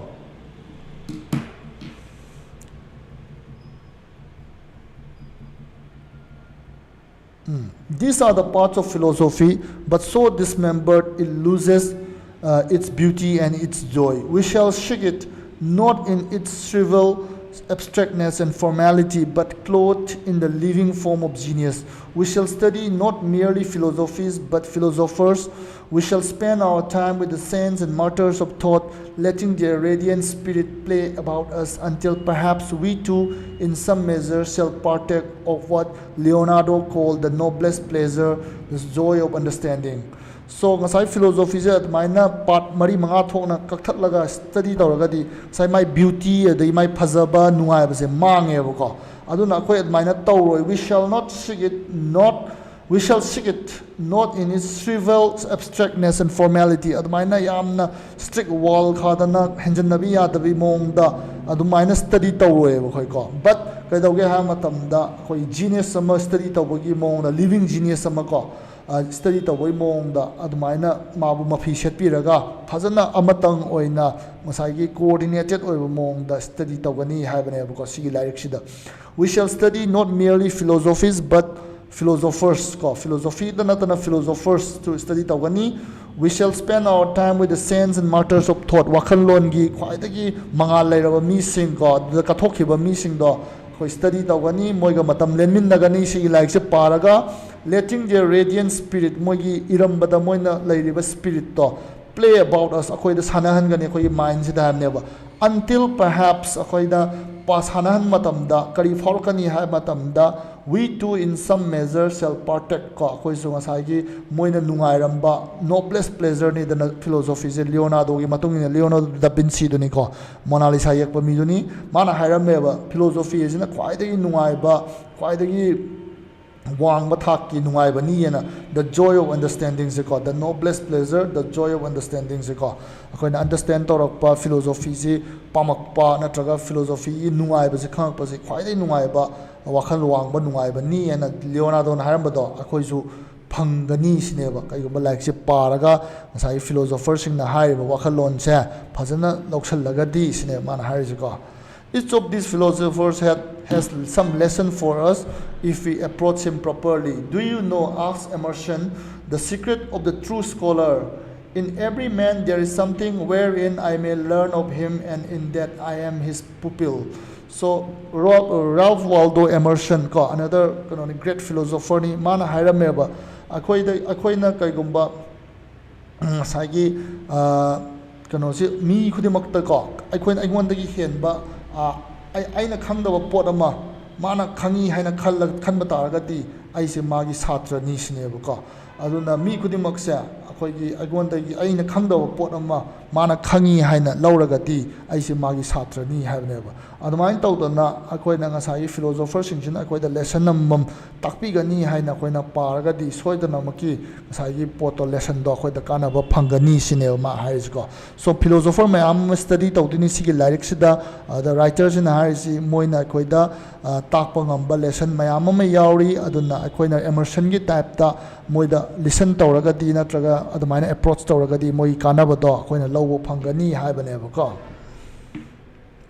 Well, sure, we may take this attitude to the masterminds of history without hurt to our pride, and we may flatter ourselves. So, ngasagi adugi Emerson na hairamba akoje true pupil ama true scholar ama oibagi mongda akoi ngasagi kano na hairiba afaw philosopher na hairiba mayam se akoi tasi haibani aduga moina hairido karino haibado khangdokse haibani ko.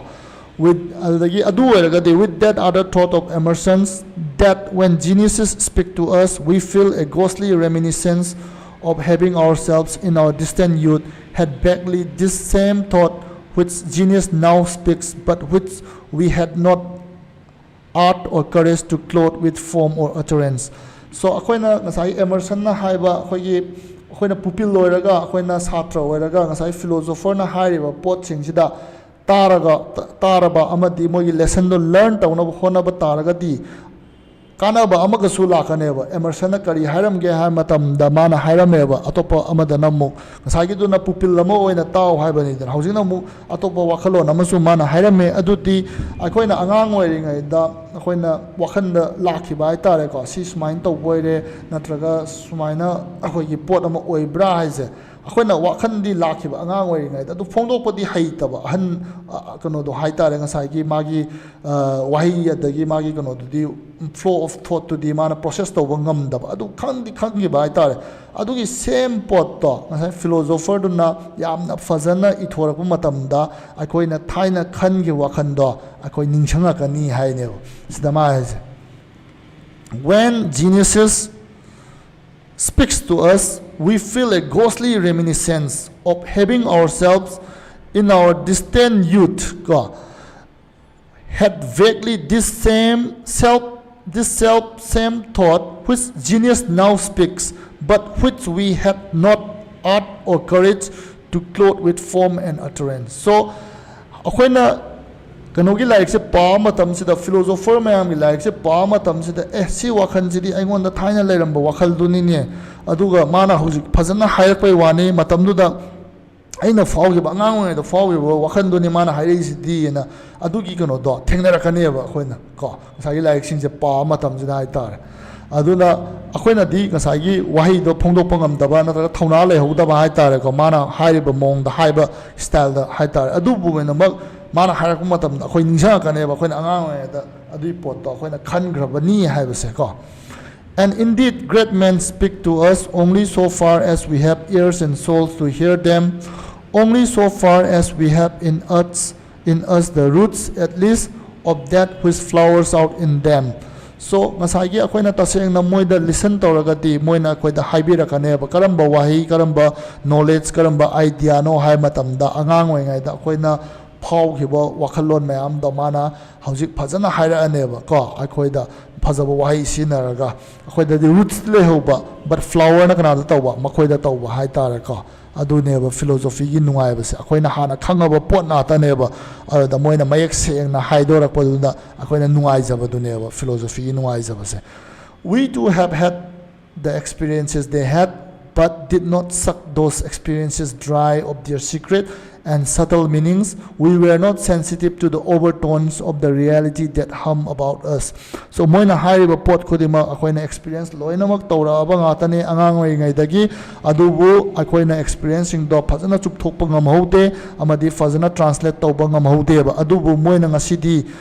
sagi overtone ako'y na wakhan da laamba yamna fazana di laktaba khar di lakpa wakhan lon sing do ako'y brain da yairamba sing do ako'y na lauksalaw do mayam do mo'y na nga sidi lauksalaga fazana seng na mayak seng na ithokpirak paneba. Genius hears the overtones and the music of the spheres. Genius knows what Pythagoras meant when he said that philosophy is the highest music. So philosophy is na khwaidagi wangba music ni habase kanana tai habadamda ngasagi philosopher sing duna di tai ba akhoi ju tai adu akhoi di mayak yam seng na tahode amadi thiju thijalode khangju khangode adu khar di mayak adum phangowe ba angang oi ngai da ko hai ba akhoi na mayak seng dana tahoba sing do philosopher sing na mun na tai amadi phajana ithore I aduga akhoi na madu pa matam da akhoi da angang oi ngai dai thengnarak pa wakhalon sing do hanna phongdorak pani haina khalli sineba ko ngasai gi Will Durant na hairise ya loidore ai zu wasale adu boloi jelo shalage ngasi kano se hey sab kamale ne aung chapam to si pdf se kana to ya tar yeah, so let us kadaraba